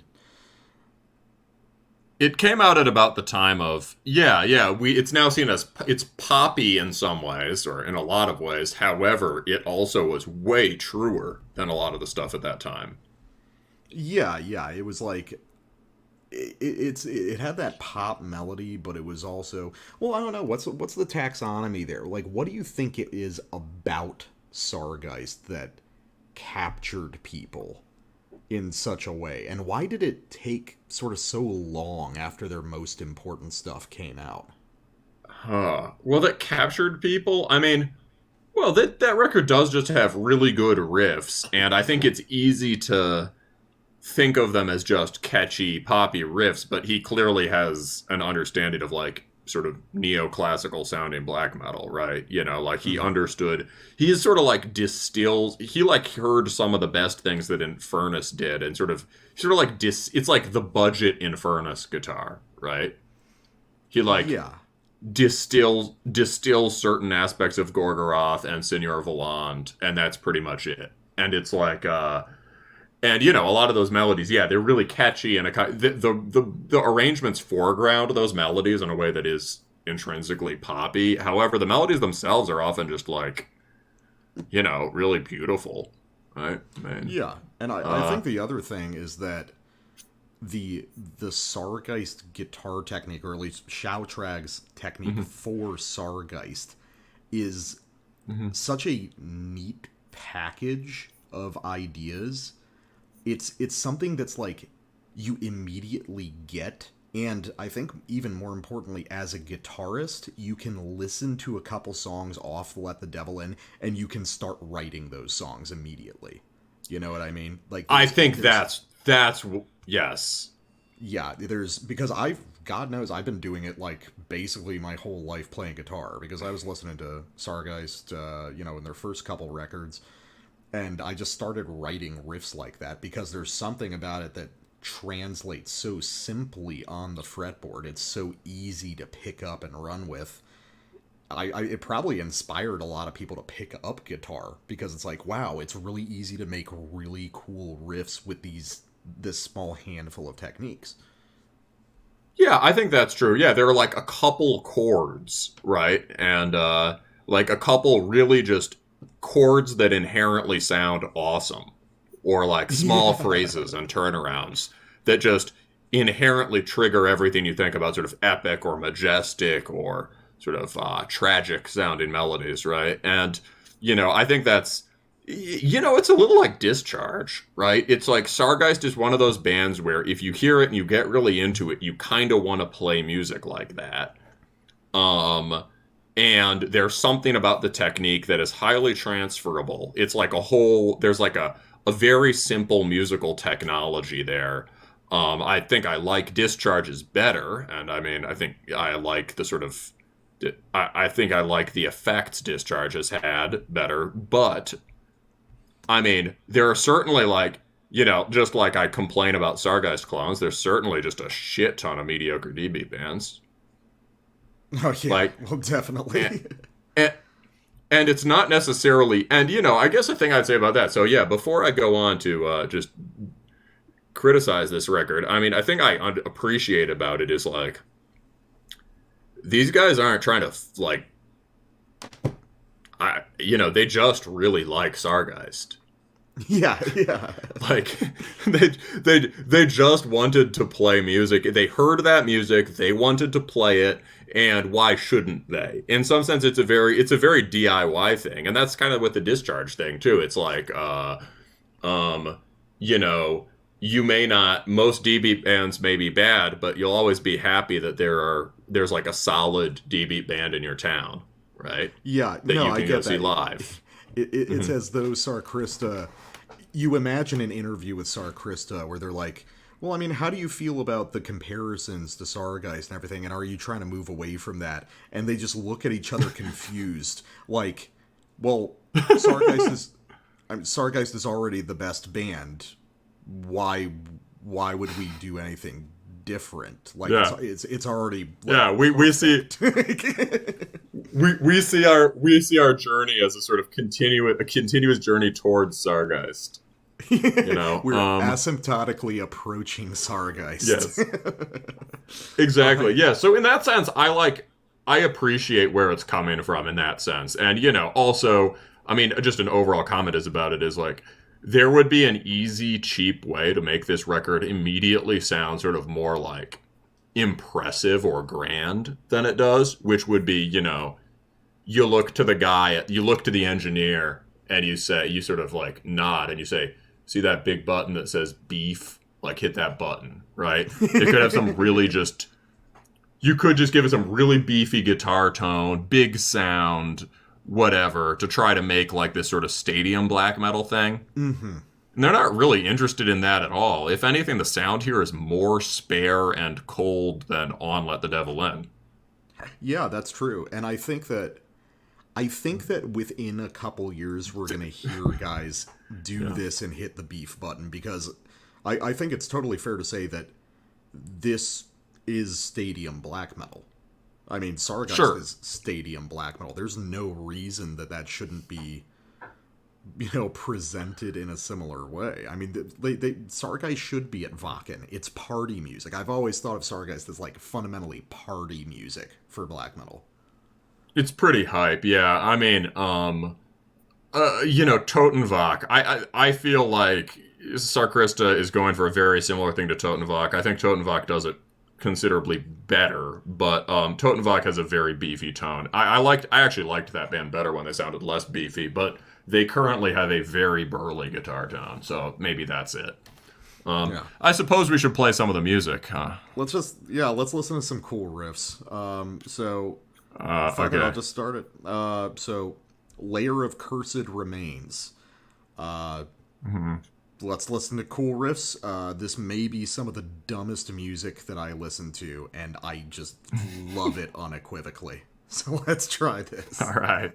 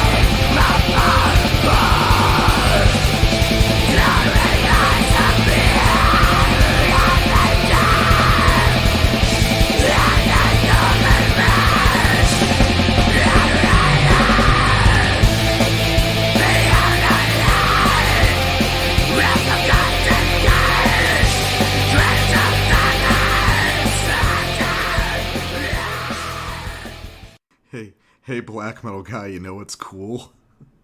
What, death metal guy? The devil, bro.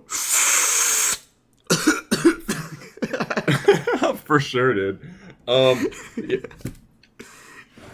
Dude, I mean, what's there to say? It's just fun. Like, that's my thing, is like, I've always felt like it's interesting, because like I'm in a black metal band right now, and me and the other guitarist, we're both really into Sargeist, and but it's funny the way he take Sargeist more seriously than I do.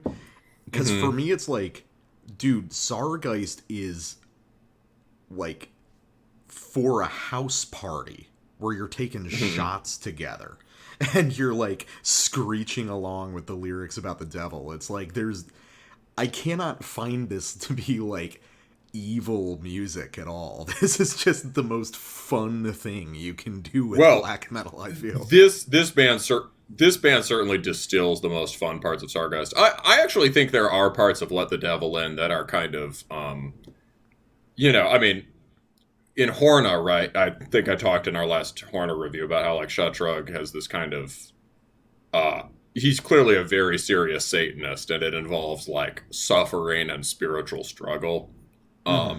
There's like this intense kind of melancholy to it. I think there are parts of Let the Devil In that have this kind of tortured yearning quality to them that you get in Horna. Yeah, I mean, I think that it might also have been the part of Time of Life when I heard it.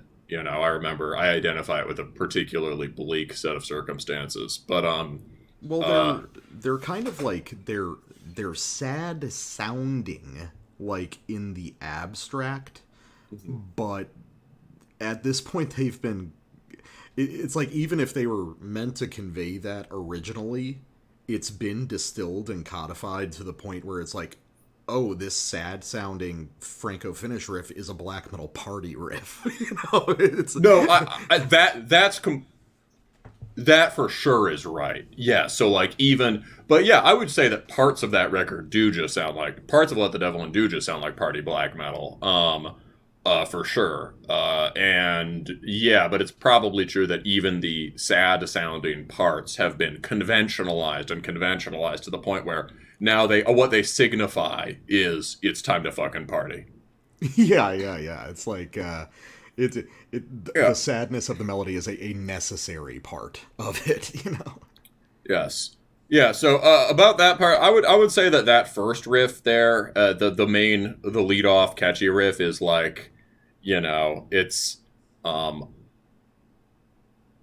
I feel about that first riff kind of just like, I object to it, but I am entertained. Like I feel the it's like a very super hype. Yeah, that opening riff is just a super hype pop black metal riff. Very simple, distilled to the basics, but like it will make you excited. I do think this is one of the stronger tracks on the records. But as far as like stuff I actually quite liked, like the sequence of the last two riffs on this, I liked a lot.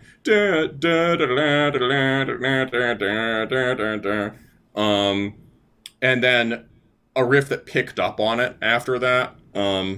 Often with these songs, I find that like there are a few riffs per track that I can like get into, but that it's kind of just like, because it has this kind of just here's a riff songwriting quality. I can't get into the whole song. But that is at the end, I think there's a nice building sequence there of related ideas. And I like the fast kind of, the kind of speedy trilling descent is a cool thing and a thing that Sargeist doesn't do that much. And so like, there are all these little flourishes. I feel like this record, maybe more than Sarkrista's old stuff, has all these little individual flourishes of whatever distinctive personality these musicians have. And if they wanted to, they could bring those out. But I don't think that's what they want to do. Oh, no, I know what you're saying, because I noticed some, like, weirdly technical kind of turnaround fills on a lot of the riffs on this record, and I feel like it's just them, like... it's probably them accessing dissection or something like that, which does nestle into... Yeah, it nestles into the Sargeist mold very easily. That kind of thing. Yeah, and as far as that sort of trilling, speedy thing, like Satanic Warmaster has, I always talk about how nobody copies the best Satanic Warmaster riffs, which are the speed metal, kind of like the sort of pagan speed metal riffs. And like, that had a little bit of that quality to it. Yeah, they're clearly good musicians, that's true. Like, that was fast picking on that. But, yeah, so, here's my sample. I do quite like the title of this record also. Sworn to Profound Heresy is a great title. Nothing that says Exactly. That says party black metal. That says, dude. Last night I received free tequila shots and was forced to drink 2 of them by somebody not wanting one. And this reminds me of that. So here is Sworn to Profound Heresy. Yeah, let's do it. Yeah. All right.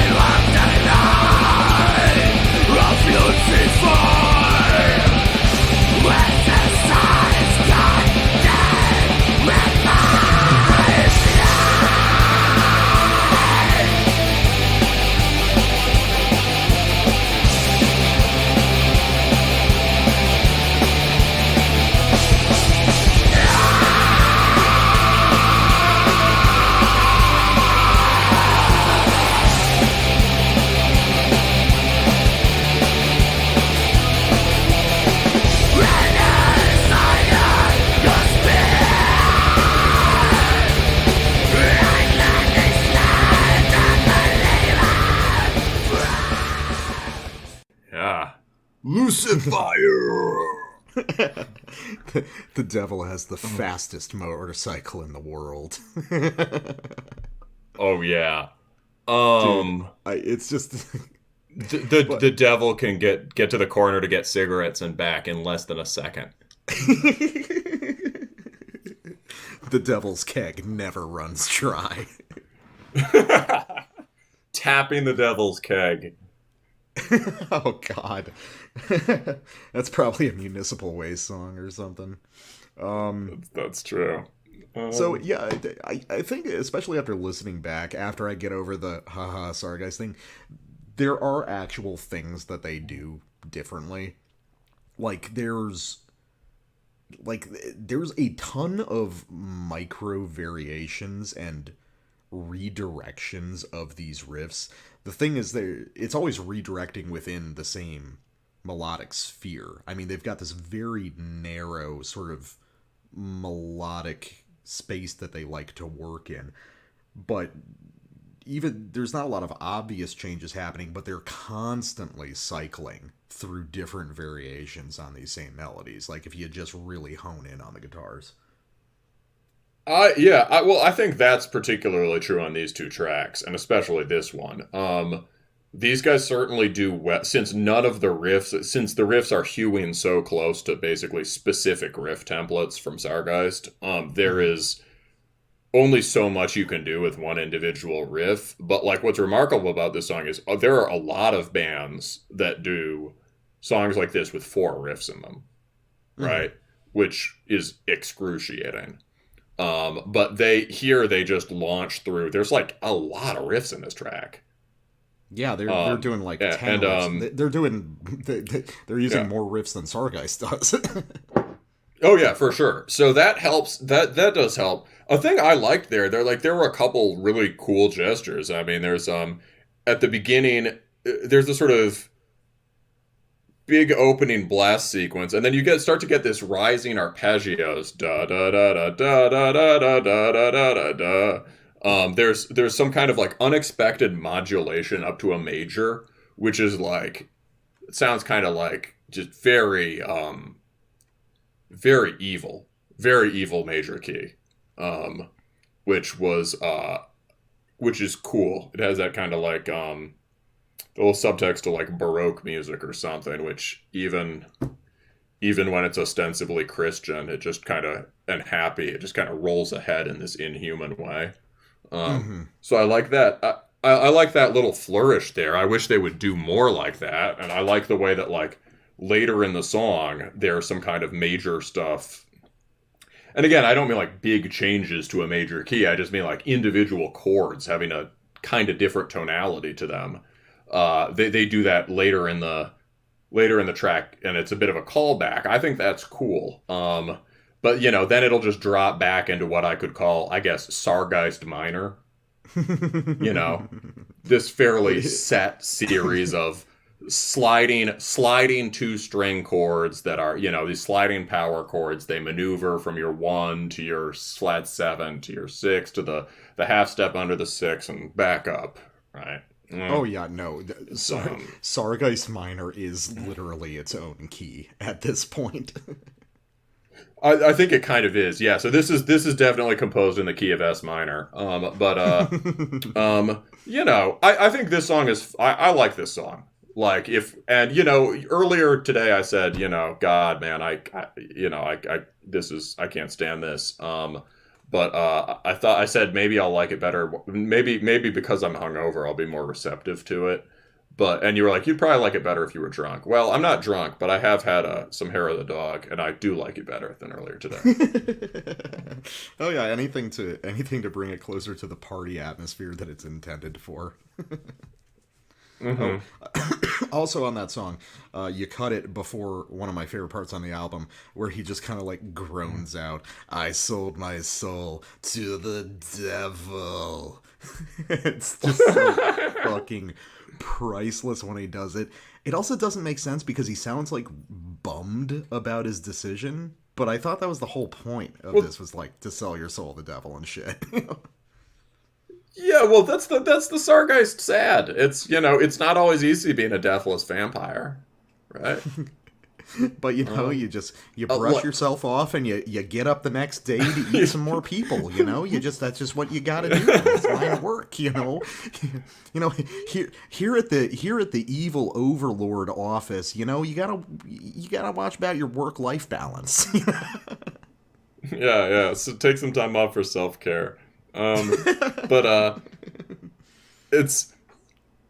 Yeah, no, I mean, I love that part where he says Lucifer. I mean, the vocal, that's one thing that can set something like this apart, is charismatic vocals. There's certainly, like, a good number of memorable, crazy vocal hooks on this. I think if he just went more toward unhinged, it would stand out more and help maybe give the songs a more distinct quality, because he certainly can. I mean, that moment where he says, like, Lucifer, it's like he drops out of the fry and he just says that really loud. Yeah, it's like, you know, he's got great theatrical moments. I hope they expand on those. Yeah, there's some like Attila action happening, which is cool. All right. Your sample. Oh, okay, sure. Before we get to you really digging in. Here's something. No, that's right. I did put my sample before yours. Yeah, let's go. We'll go for mine. I'll be negative, and then we'll close with your okay, positive sample. So, you know, like, I think a thing that's difficult with this music is like, it's hard I can't really like point to any one part and be like, this or that is an awful riff, right? Because the point is, it's all okay, right? It's all kind of done well. And there are little parts of each of these songs that if you're interested in black metal songwriting, you can be like, this is cool. Okay, that part was cool. But, you know, it's just sort of in the sum total. And, you know, for me, the issue with this stuff isn't really that it all, quote, sounds like Sargeist. It's more the fact that working within those very narrow parameters makes it really difficult to do certain kinds of compelling melodic things. It sort of you set yourself a steep challenge if your thing is this music's going to be totally focused on the guitar riffs. The riffs are going to be in Sargeist minor. They're going to have this very restricted set of shapes, and you're being asked to pay attention to only the riffs, where like the riffs themselves are written to a formula. And so here's a good example of that. This is from The Chosen Ones of Satan.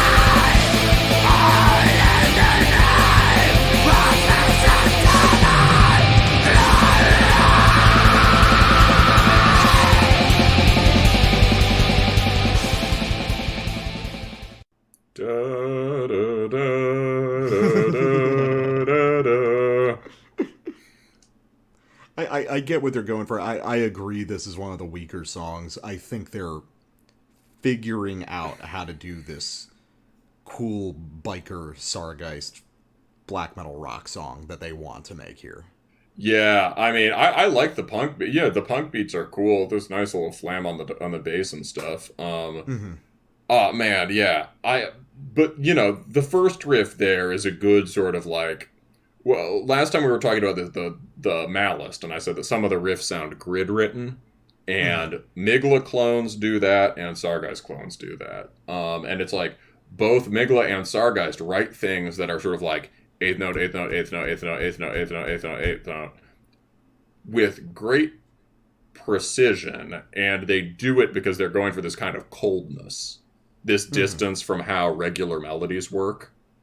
And it relates to like certain things in Baroque music, or certain things that Infernus picked up on in Baroque music, or like, for Migla, God, probably like electronic music and shit. But and it's also used to make what because the other thing is that Magla and Sargeist also have these huge groove passages, and I think they're used in contrast that way. Like, because Magla goes from like the blasting section to the big swung like gothy arpeggio section, and then Sargeist goes from the blast to just like the stompy like headbanging rock and roll beat stuff.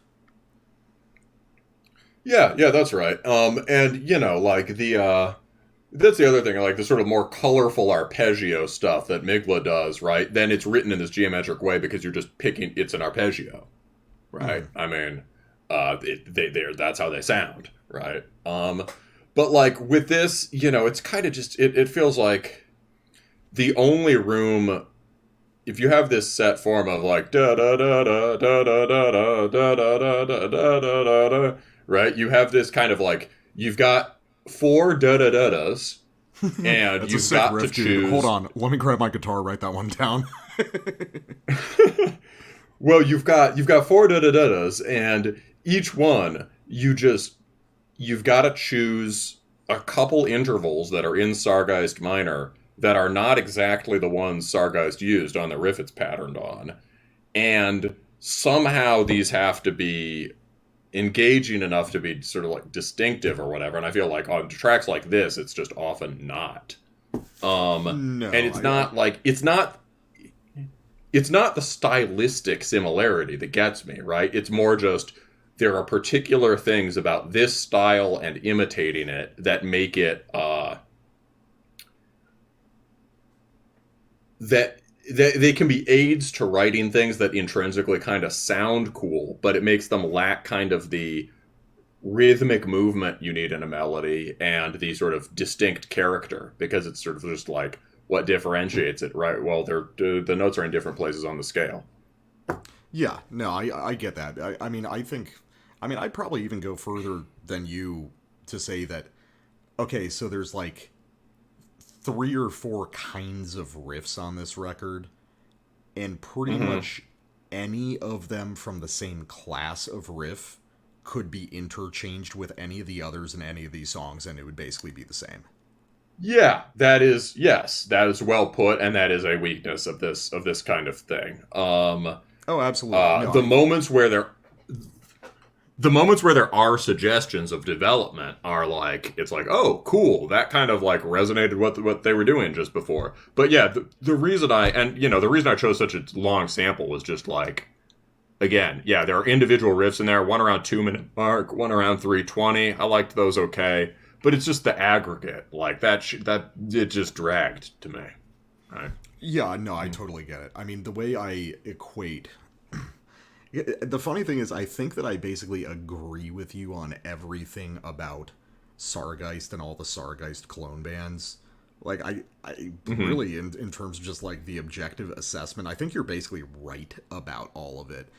And really, the only thing that I would say is, for me, hearing a Sargeist riff is just like slamming a dopamine button in my head the same way in the same way that a stompy Graveland riff is like that for you. You know what I mean? No, but I definitely I get it. But I also think that there's something that happens like between death metal and black metal where I think I think that in death metal, it's a lot more okay to do full-fledged clone band stuff, whereas in black metal, that's looked down on a little bit more. I feel like black metal comes with this assumption of the avant, and I'm not saying that's how you feel or that it's even necessarily wrong, but I have noticed that it feels like people take stuff like this more critically than however many incantation clone bands in death metal. Yeah. I mean, well, I don't like the incantation clones either, but I hear what you mean. I mean, partly like, it comes down to like, it's not like, I don't know if it's exactly avant, the expectation that it would be avant. I think it might be more like, black metal aspires to a kind of seriousness, right? Mm-hmm. And doing a project that's just an enthusiastic tribute to a band that you like, even if the band is like Ildjarn or whatever, right, has a bit of a fun quality to it, right? Yeah. And so this is, as you said, this is fun black metal, and at its best, I do find, maybe I am somewhat averse in general to fun black metal. That's probably true, but at its best, I do find this fun, right? It's it's weird. Like I think there's plenty of there are these like niches of worship band in BM. I don't know. I actually think the modern BM scene is full of worship bands, but it's in these like, it's in the the vampire guys are all copying the same 2 or 3 bands, right? Or the there is like there is such a thing as like an I-beat band, right? Punk BM guys playing Ildjarn. There are BBH worship bands, although I think usually the nature of the beast means that they're all trying to take it in kind of distinctive directions. But like, the old Dresden Streams, right, is BBH worship. Laskavik, BBH worship. Arguably Sanguine Eagle, right? In some sense, it's very, very BBH, right? It's not just a worship band, but it very clearly marks itself in that tradition. Yeah, I get that. Especially the early stuff, Yeah. All right, so last sample real quick. This is from the final track, A Whisper from Forgotten Coffins. It's like they wanted to reference Sargeist directly in the song title, which is, there you go. So here's something that's actually new for Sarkrista, and kind of a new thing in general. And this is the nightmare future that Sarkrista is presenting for us. Oh wait, before you go, I think I just figured it out. Most black metal bands, they are worshiping a scene. They're not worshiping a specific band. Okay, that's fair. There are exceptions to this, like this sounds exactly like Ildjarn, or like, Grunter does this really good Seigneur Valand worship, and that's the only word you can have. It's like, oh great, here's 10 more new Seigneur Valand songs, right? But like, when the band doesn't have a huge discography, there's a real utility to that, right? Yeah, that's true. But all right, anyway. So here's the nightmare future of black metal. Sargeist plus Magah plus Cradle of Filth. May God have mercy upon us all. A Whisper from Forgotten Coffins. Let's do it.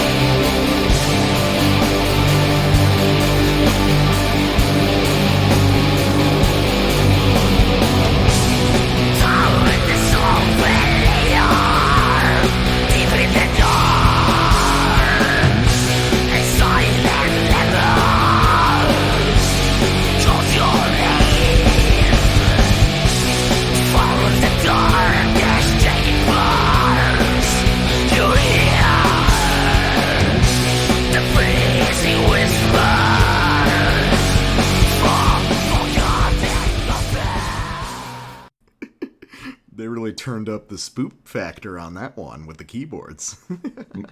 Yeah. Well, you know, I really liked that last riff. That might actually be, like, one of my favorite riffs on the record. The kind of weird rocky one. Yeah, I liked that one with the cool sort of evil major modulation. I think that's my best. But yeah, that rocky one at the end, that was kind of like an oi band covering Don't Fear the Reaper. I liked that. You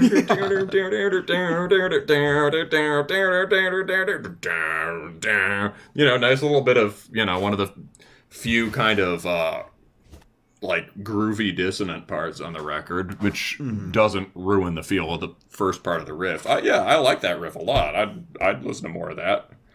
I also just realized, looking at the cover art, that the perspective is wonky, and you've got these like druids that are like watching a church burning, but the church just looks the same size as them because the perspective's off.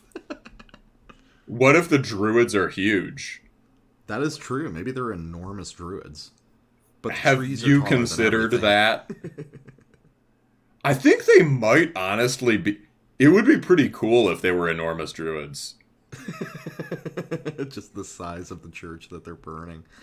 Tiny church gets owned by 4 enormous druids. I think that's in my X-Hamster history already.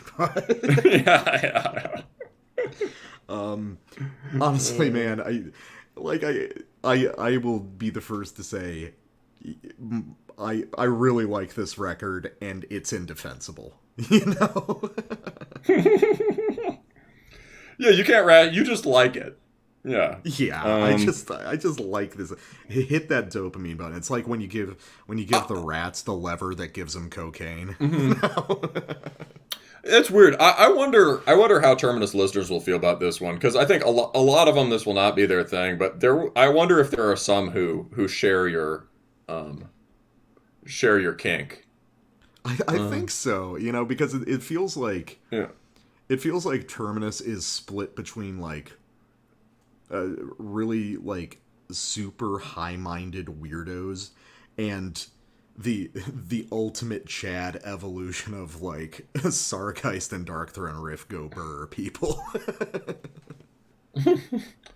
In other words, you. Pretty much. But all right. So yeah, this is you get the last word.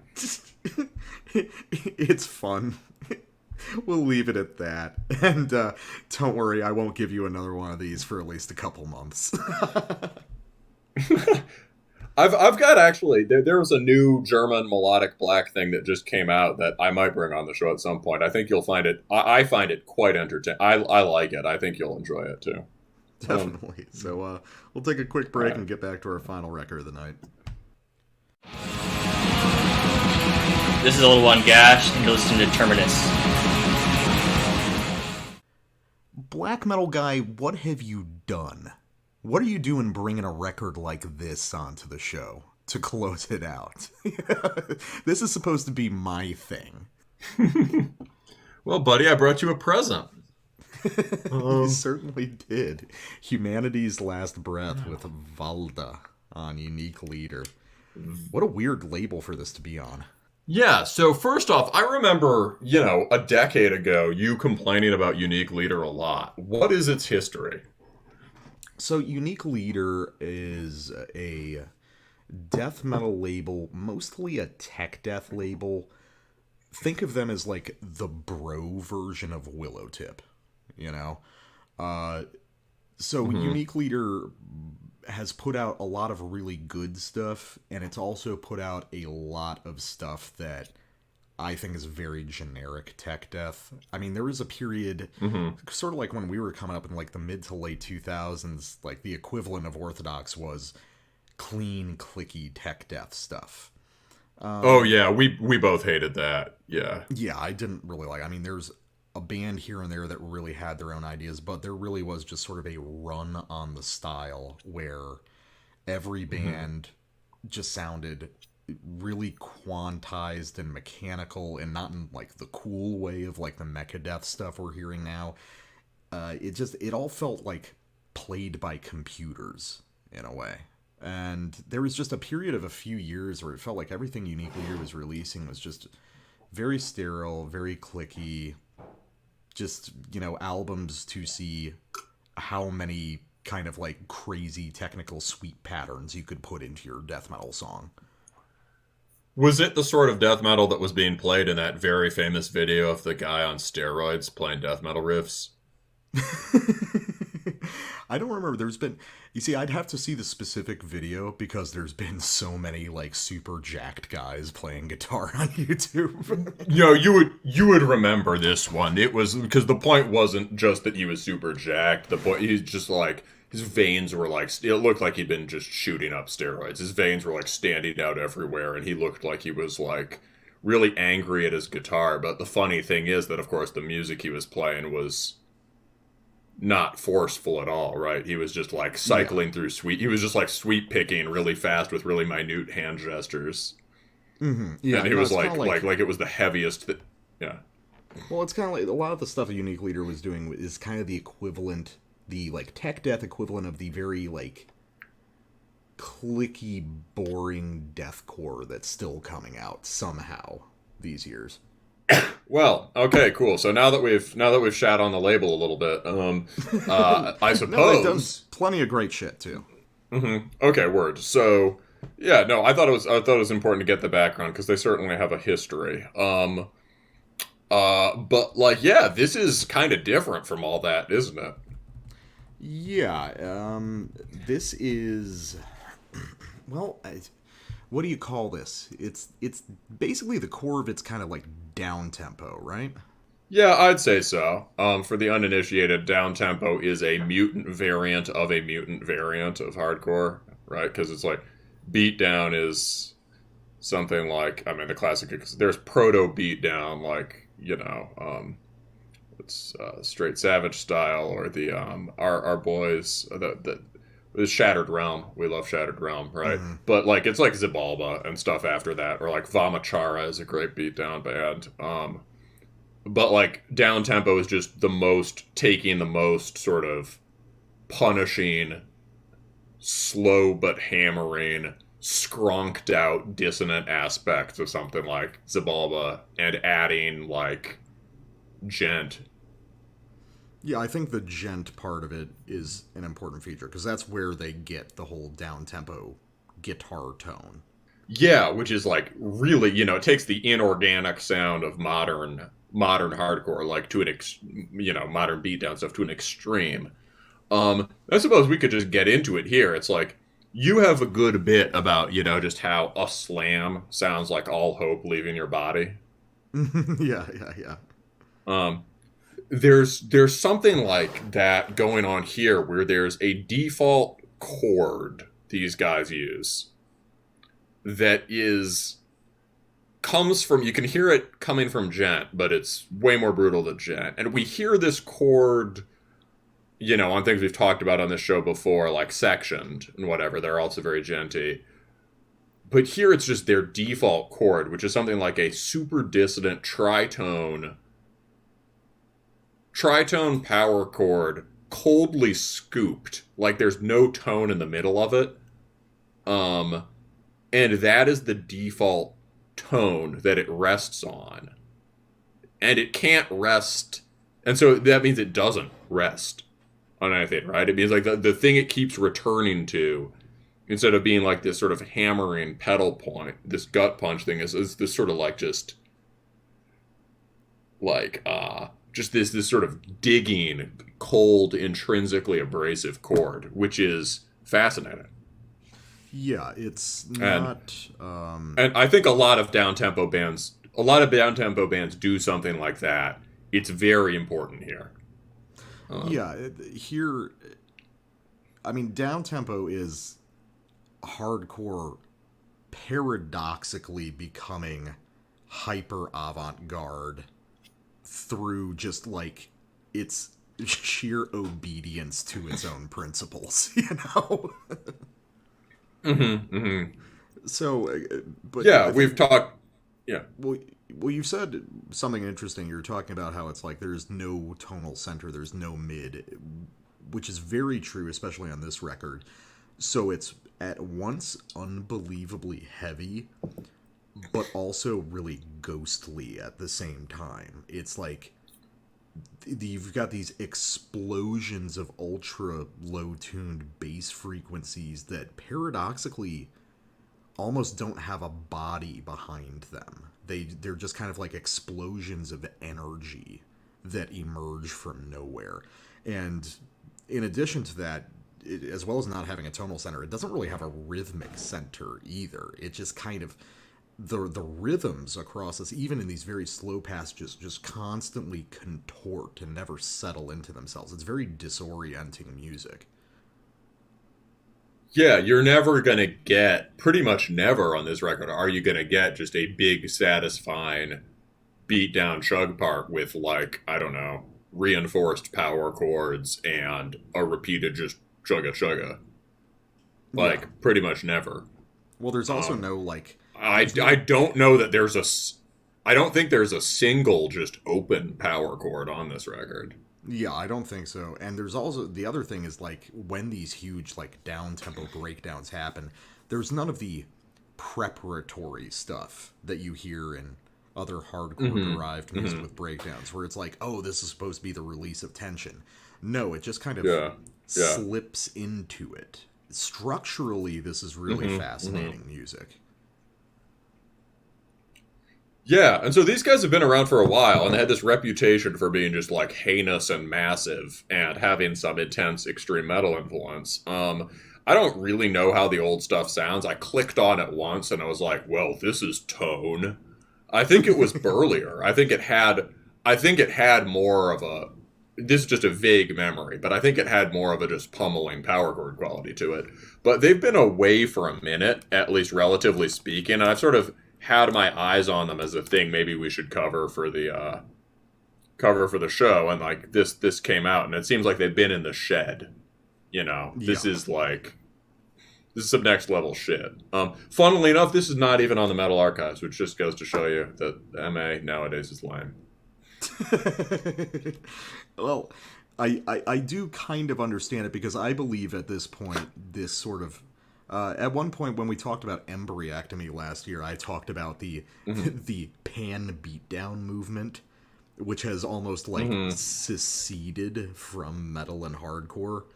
I think that if there's anything that proves that idea kind of correct, it's stuff like this, because there really is a listener base of people who aren't really metalheads or hardcore kids in the way that you would think. They just listen to stuff on, like, Chugcore and Slam Worldwide.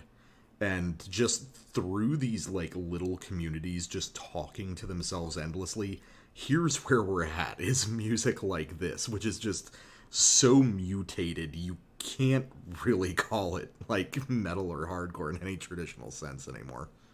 No, that's true. This is more hardcore than metal for sure, but it doesn't really do any of the things you'd expect a hardcore record to do either. You can't really mosh to this. You could throw things through store windows, you know, or like crash cars, but you couldn't mosh to it.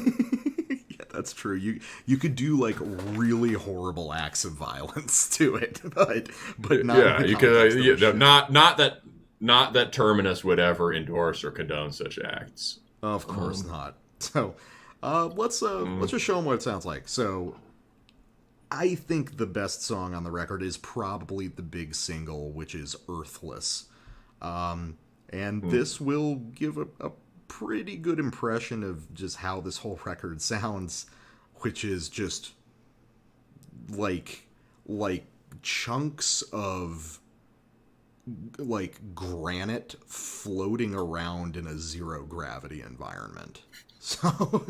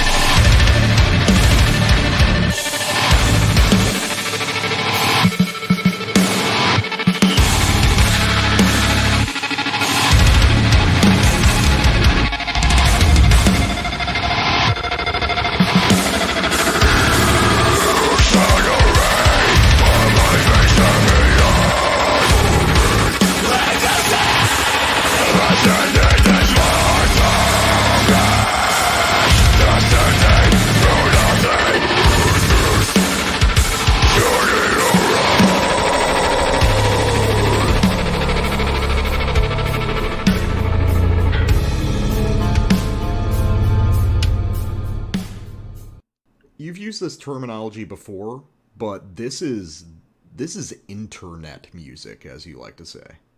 It very much is. Yeah. Yeah, this is kind of what the internet sounds like, also. Yeah. I mean, well, immediately you gotta, like, if you want to really process this record, you have to realize that the guitars are not the focus of this music. Actually, everything is on kind of an equal platform here. Yeah, that's right. Dude, I mean, the electronics on this are great. I mean, what this really is like, you know, if it's not really hardcore or metal, it is kind of like advanced industrial music. And it is approaching maybe even more than sectioned is moving really into just moving in sync with and in alignment with avant-garde heavy electronics. This is that sort of drill sound at the beginning where it opens up. There's a kind of like kind of a synth thing happening. That's so heavy. It's it's extremely heavy, but it's also like, you see, I've always found this kind of thing really interesting because it's crushingly heavy. And a lot of bands attempt to do the sort of like arty spaciousness that these guys do. Mm-hmm. But I think that what separates these guys, and I'm really only starting to pick up on it again after listening to it again, is the incredible like anger and like antagonism behind this music. It actually sounds like incredibly like rage filled, even during these. That's more what I meant. Yeah, heavy was a lazy word. Yes, that was there's this has a very malevolent quality about the sounds, right? That drill sound is extremely malevolent. Yeah, and just like those horrible like strobing synth patterns that just kind of abrasively grind across the surface of like the rhythmic riff under it. It's incredibly well. It gives you kind of the same feeling as like Voidgazer did, where it's just like, oh, it is literally a malevolent outside force that hates you and wants you to suffer. You know what it is? Mood-wise, this is very close to the Suicide Circle. Oh yeah, you brought on the other week. The apocalypse has already happened. You just don't realize it yet. Yeah. My big metaphor for how this sounds, although I've used it for other things, is like this is very much cities like skyscrapers falling down music. Oh yeah, it's got this horrible apocalyptic inevitability to it. Well, I mean, look at the band name, Humanity's Last Breath, and even the album art depicting just this sort of massive black monolith in the middle of some desert with what looks like the etchings of a bunch of figures on it that may be ghosts or something, which is really like a whole genre of like extreme like avant metal and hardcore art now is like the big monolith. I think it's the same guy. I think this is the guy who did the art to like that like Mirror Reaper and shit. Oh yeah, it looks like it, and he's clearly... I think it's one dude. Yeah. I like this better than a lot of his other work. I'm not into the other stuff. It's like it's intrinsically cool, but it got kind of played out, and he was doing this kind of. Everyone was just like, "Can you please give me a desolate landscape with a gigantic looking, poorly proportioned figure on it?" And This is I couldn't get that into that, but this is really cool because he's good at these kind of he's good at material texture and stuff. This giant cracked monolith looks fucking sick. Yeah, and using the brush strokes to kind of add to that, with the kind of like clotted paint in the middle of the monolith. It's very cool. Mm-hmm. Yeah. So. Yeah, apocalyptic, right? So the thing we haven't even mentioned at all, right, is that there's a really big black metal influence on this. Mm-hmm. But if you say blackened, blackened down tempo or whatever, right? You could get this sort of idea of like classic superficial black metal influence incorporated into hardcore, where it's like, you know, you throw in a Watain riff or a Dark Throne riff, right? And this isn't like that at all. I mean, I think we would agree that they're drawing on the super heavy Orthodox stuff like Azath. These guys are from Sweden, so I'm guessing that they probably have actual friends in the Orthodox scene up there. They could, yeah, for sure. And if not, they've certainly had the ability to see it live, right? So, like, yeah, you'd have your offer mods and whatnot. But, like, in terms of how abrasive, just, like, the French stuff sounds more abrasive. Azath and the like. Yeah. You know, the DSO, right? Or Archon and Faustus, which is very death metal-y and heavy.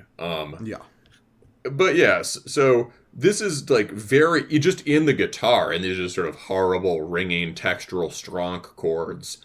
There's a fair amount of ortho BM in it. There's also, I mean, when you get to the end of the record, there's a kind of moment, this question didn't even occur to me, but normally because it's so well integrated here, but normally when I'm listening to somebody that sort of like integrates BM in an unexpected way, or sort of uses BM ideas in a sort of slantwise way, my question is always, as you know, well, can he write a trem riff? I didn't even ask that question this time, but you get to the second to last track and they can fucking write trem riffs. Yeah, I actually, right? It was funny. I saw that in your notes. I almost sampled that track. Yeah, it's futility. I wrote my notes. This is like the first time you hear a note played by the guitars. Yeah, seriously. And there's sort of, you know, there's they use, like, there's this kind of cut up, fractured behemoth quality to it, but also like fractured versions of Migla riffs.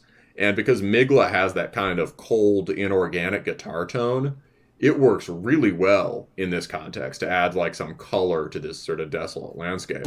But I'm not sampling that one because it's just, there's too much other cool, weird shit to show you. So here's my second sample, and this is good that you were talking about the black metal here, because this is this is a part where you can clearly tell the huge influence from black metal onto this stuff without ever really being a black metal part. So let's go to Dehumanize and try that out.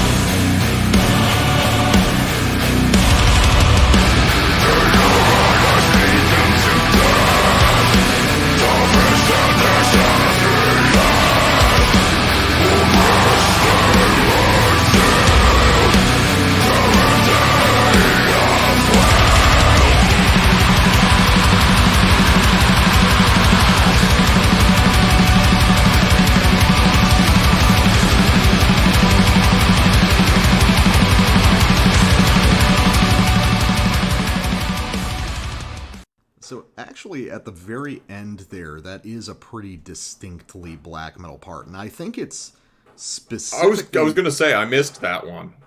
I think it's specifically a modulation of a Dimmu Borgir riff off Stormblast. I think it's one of the later riffs on Broderskapets Ring, or at least it's extremely similar in the main notation to it. But that's actually something that stuck with me through this whole record, was like late Dimmu Borgir as a reference point with the huge like overwrought choir stuff that they'll do. Mm-hmm. And if you really start picking it apart melodically, you know, when there is kind of a segment of melody, a lot of even the breakdown interval phrases are kind of like something you would hear from Dark Funeral.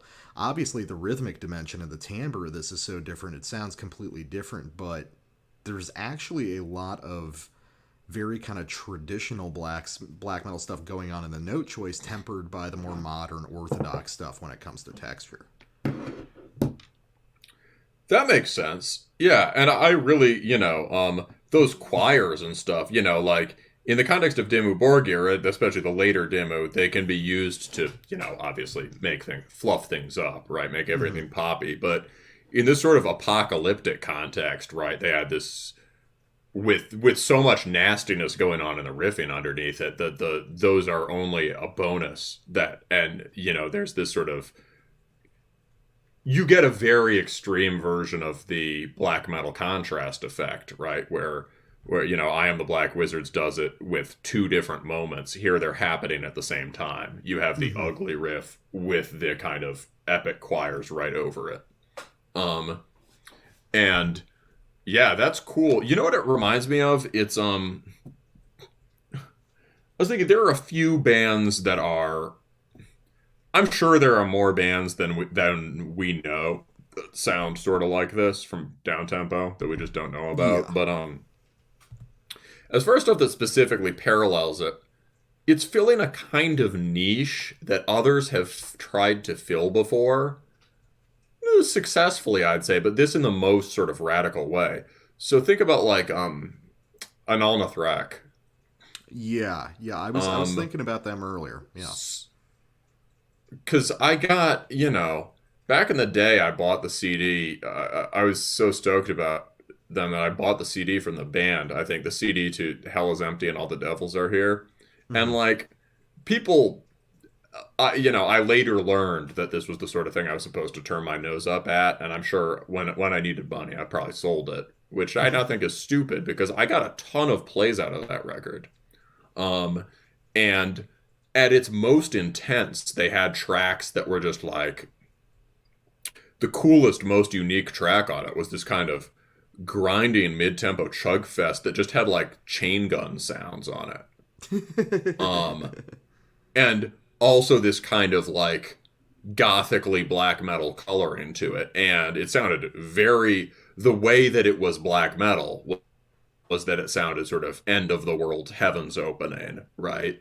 Analnathrak was like the last gasp of Trenchcoat. It was, yes. Yeah, for sure. Very true.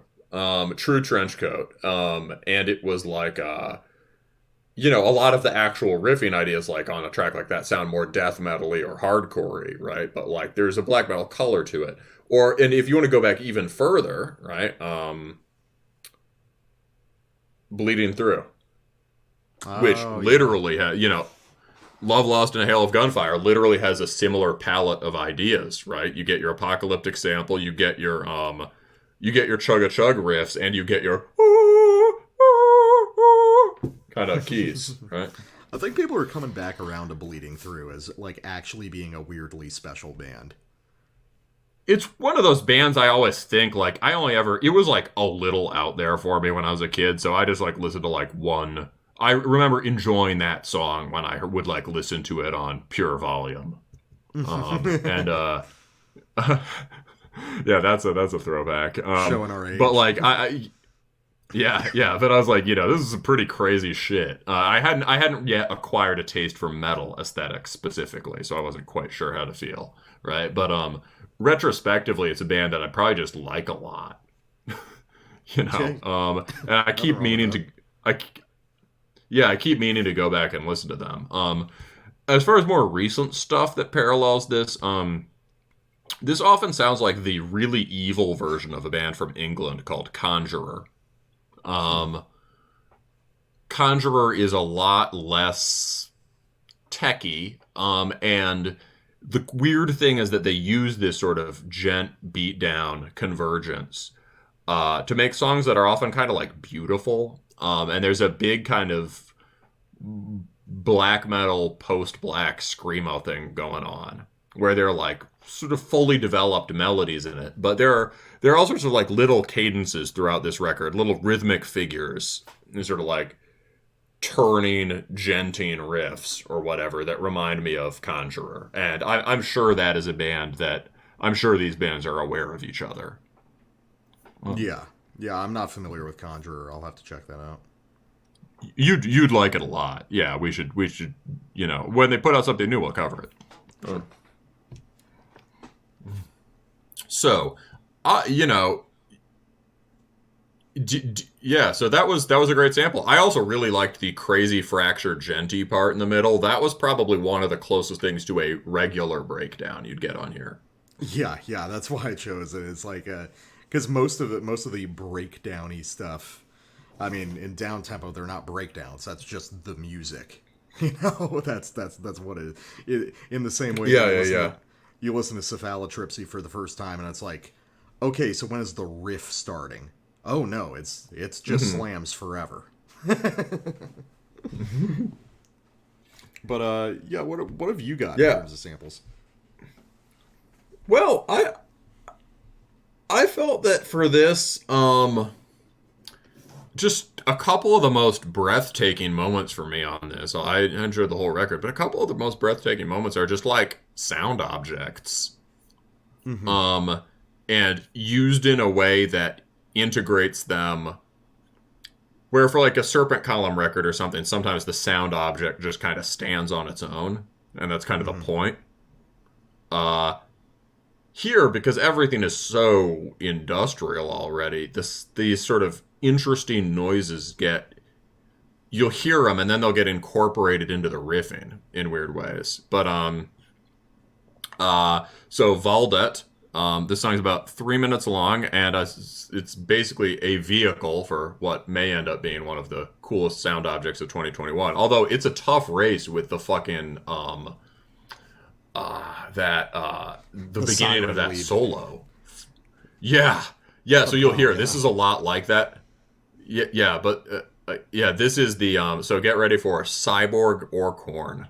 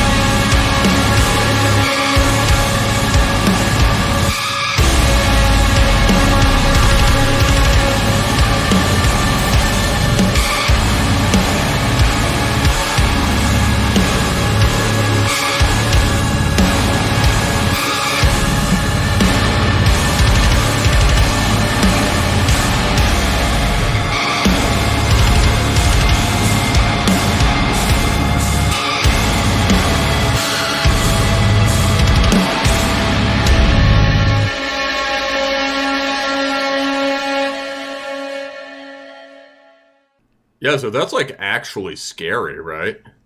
Oh, it's awesome. He's probably, So I've done a little bit of research on these guys. I guess the main dude behind this is also in like a sort of like a proggy gent band, you know. Sort of, I think they're sort of like Animals as Leaders style, but I haven't listened to it. I'm just looking at descriptions. But I'm guessing that this guy, I'm gonna go out on a limb and say that he's probably listening to a lot of like video game sound design stuff. Like very specifically, I think he's listening to like the Silent Hill soundtracks, especially the weird kind of dark ambient industrial stuff they would do, as well as just some of the general sound design from that game that's very focused on sound objects like that one being used as motifs for characters or monsters and stuff like that.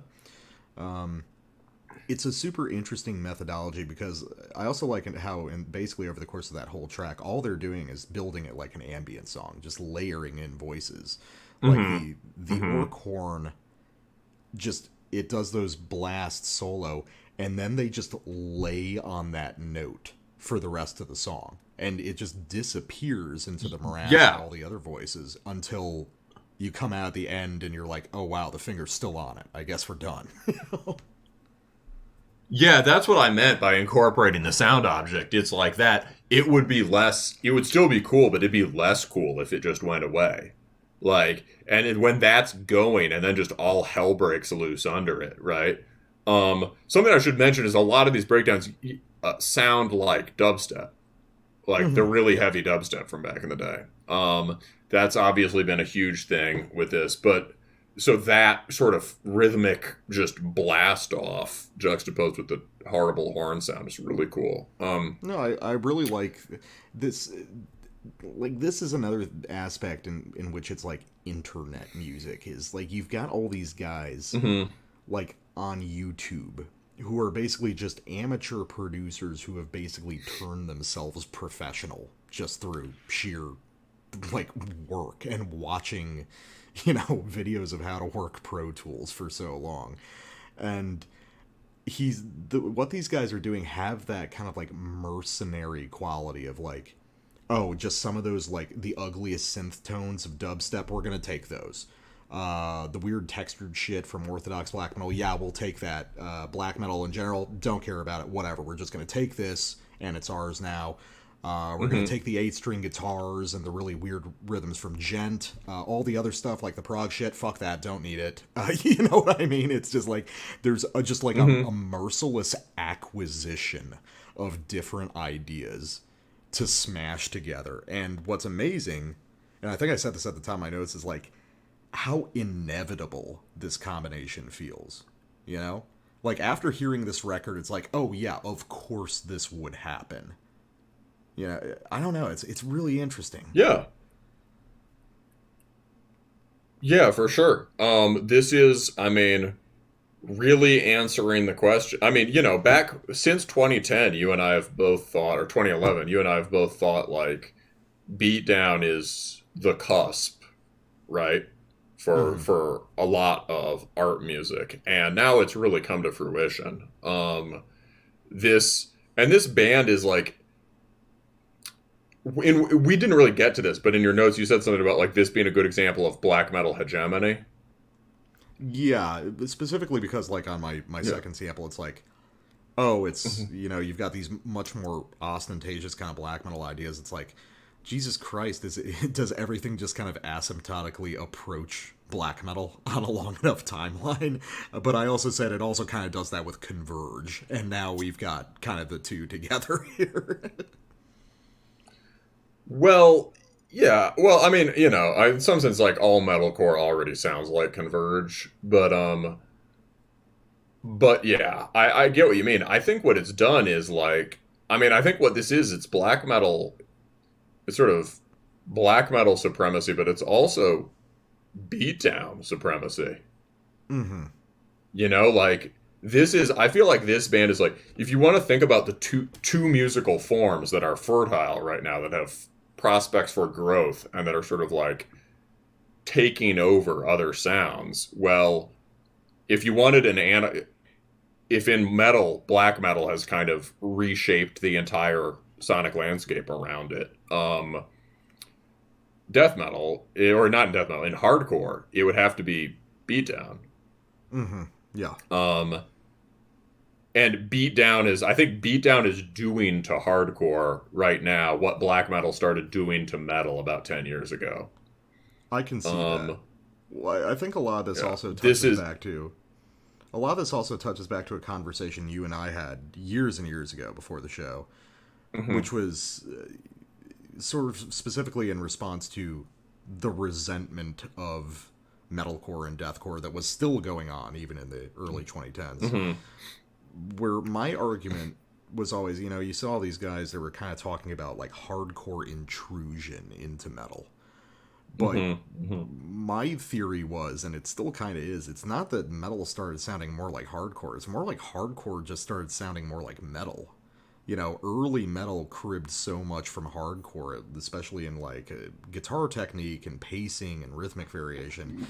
And now things have kind of reversed, and now it feels like, all the sort of scope of down tempo and the incredible abrasiveness of the tones and stuff. Those are all extreme metal things that are getting applied back to hardcore now. Oh, I think that's true. In some sense that started when all the hardcore bands started getting, fucking HM2 stuff. Yeah, and started playing bolt thrower riffs and shit. Yeah, the sort of closed casket activities bands back in the day, right? Or any of that. Yeah, I think that's been going on for sure in some ways. But yeah, I feel like this band is really on sort of, they're standing on a fault line, like intentionally, where these genres have all their, this band is very tapped into potentials. You know what I mean? Like, this is very internet, and maybe part of a function of that is like this guy knows where it's at. Oh yeah, no, this is clearly spearheaded by a guy who knows which way the winds are blowing, and I also think is blowing the winds. Yeah, he's also blowing the winds, and I guess the one thing I would say about this record is I think it's a very good record. And I think it's going to have terrible consequences. So what do you mean? I think that this is going to be the Mgla effect times 10. Like, so we're just going to get bands that imitate this, but instead of it just sounds... Where the Mgla effect is everything ends up sounding like pop. With this, it will just be like everything ends up sounding like sterile and miserable. Yeah, I think so. I think that this is a great record with a bunch of great ideas, and people are going to take the wrong lessons from it. They're going to think that the constituent elements of this are open strings on an 8-string guitar and, like, winding, high-pitched electronic noises, and they're not going to realize that it's, like, the really intricate structuring that makes this stuff compelling. In the same way that people don't realize that the thing that makes Mgla great isn't cool, pretty, gothic arpeggios. It's a really, like, intense and inherent sense of the flow of melodies within these sort of rock song frameworks. Yeah. So, and, another thought about this band's influence, it's like, in terms of, like, the standard unit of this being this sort of, like, we'll have to come up with a name for it, but, like, the death gent or whatever, right? The sort of, the spectral gent of death. That sort of jung thing is, like, this is really challenging music. Like, to me, I can feel like there are times when I'm listening to I can appreciate it and find it interesting, but there are times when this music makes me feel like a pussy. Because my ears aren't wired for that being the default chord yet, right? I still keep expecting beefy power chords or, things like that, right? Or like chug. And this is just a different basic unit, and I think it's a kind of technological revolution that is probably feels to me like it must have felt in the 80s when, old long hairs started to hear, this shift from like open power chord and like sort of light chug to, or like light palm mutes to like chug and thrash. Yeah. Right. I can imagine that sounded really jarring to a lot of people. And so this is something where I'm like, shit, the kids are doing. Or like death metal guys hearing like the inhaled slam vocals for the first time, being like, well, Morbid Angel's music, but come on, Yeah, exactly. Yeah, this is definitely a or maybe the shift from fast thrash riffs to atonal death metal trim in the early 90s. Shit like that, right? Yeah. This is like a technological move, and like I can imagine like should either of us succeed in reproducing, this will be normal to our kids. God. It's probably going to be even fucking weirder. Yeah, well, yeah, exactly. I'm sure. But it'll be like this plus drill. Yeah. But the ultimate end of the world music. Exactly, yeah. But so one last sample. I'll just do the lead in now because we've already talked about this for a long time. But Sure. This is one question you could ask about this music is it sounds so much like avant-garde sort of post dubstep, industrial techno, all this morass of just in this like nexus of heavy, intense, cold music that started coming out about 10 years ago in London and Berlin. This sounds so much like that you might ask, why don't they just play electronic music, right? There can be like a medium specificity question. Mm-hmm. Like, are they just trying to get electronic effects out of guitars? And the answer to that question is no, they should be doing this. I think one thing that's cool about it is no matter how sort of processed and crushed the sounds are, you can still tell this comes from like people hitting strings and band energy. And this is really moving towards a cool sort of syncing up of electronic with body music. No, I don't mean electronic body music. I guess I mean just electronic music with physical band playing. And so when you hear this is about as close as they get to like literally sounding like something off of Function by Empty Set. Like really close. But think about how like when those electronic thumps hit, they either kind of just, when electronic sounds hit, they either just go, right? They're sort of like bam, bam, bam, bam, bam, bam, bam, or they kind of swell out of non-existence, right?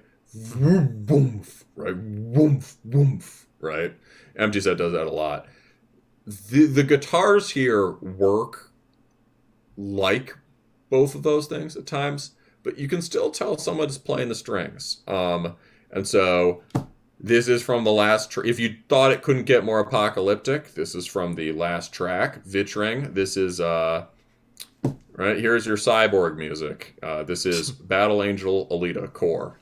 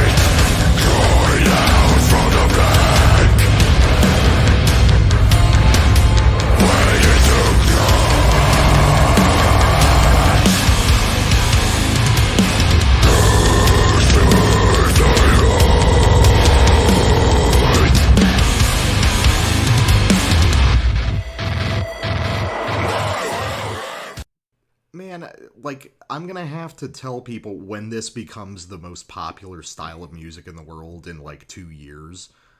I'm gonna have to have conversations with normies where I have to explain how, yeah, this is music. Yeah, this is... It's just profoundly unpleasant. This is the definition of music adjacent. Yes, no, for sure. This is a great example of music adjacency. Yeah, in some ways, what they're doing is closer to Concrete Winds or to that one sick brutal death band you show me. Induced, yeah. Yeah, Induced. We had some other good music adjacent stuff on this show recently. I can't remember which. I mean, there's kind of a lot of it now, which is cool. Yeah. But yeah, this is very much that. I love that moment where like the breakdown hits, and instead of getting heavier, you just start getting this like eerie guitar and whisper vocals and shit. It's And then even excuse me, at the end of the sample where the guitar doubles up just into those double strokes, it's like, it's still not like, there's never a release of tension, even in the most regular quote unquote breakdown moment on this record. There's no release of tension. It's just creepy and awful the whole way through, and I wouldn't have it any other way.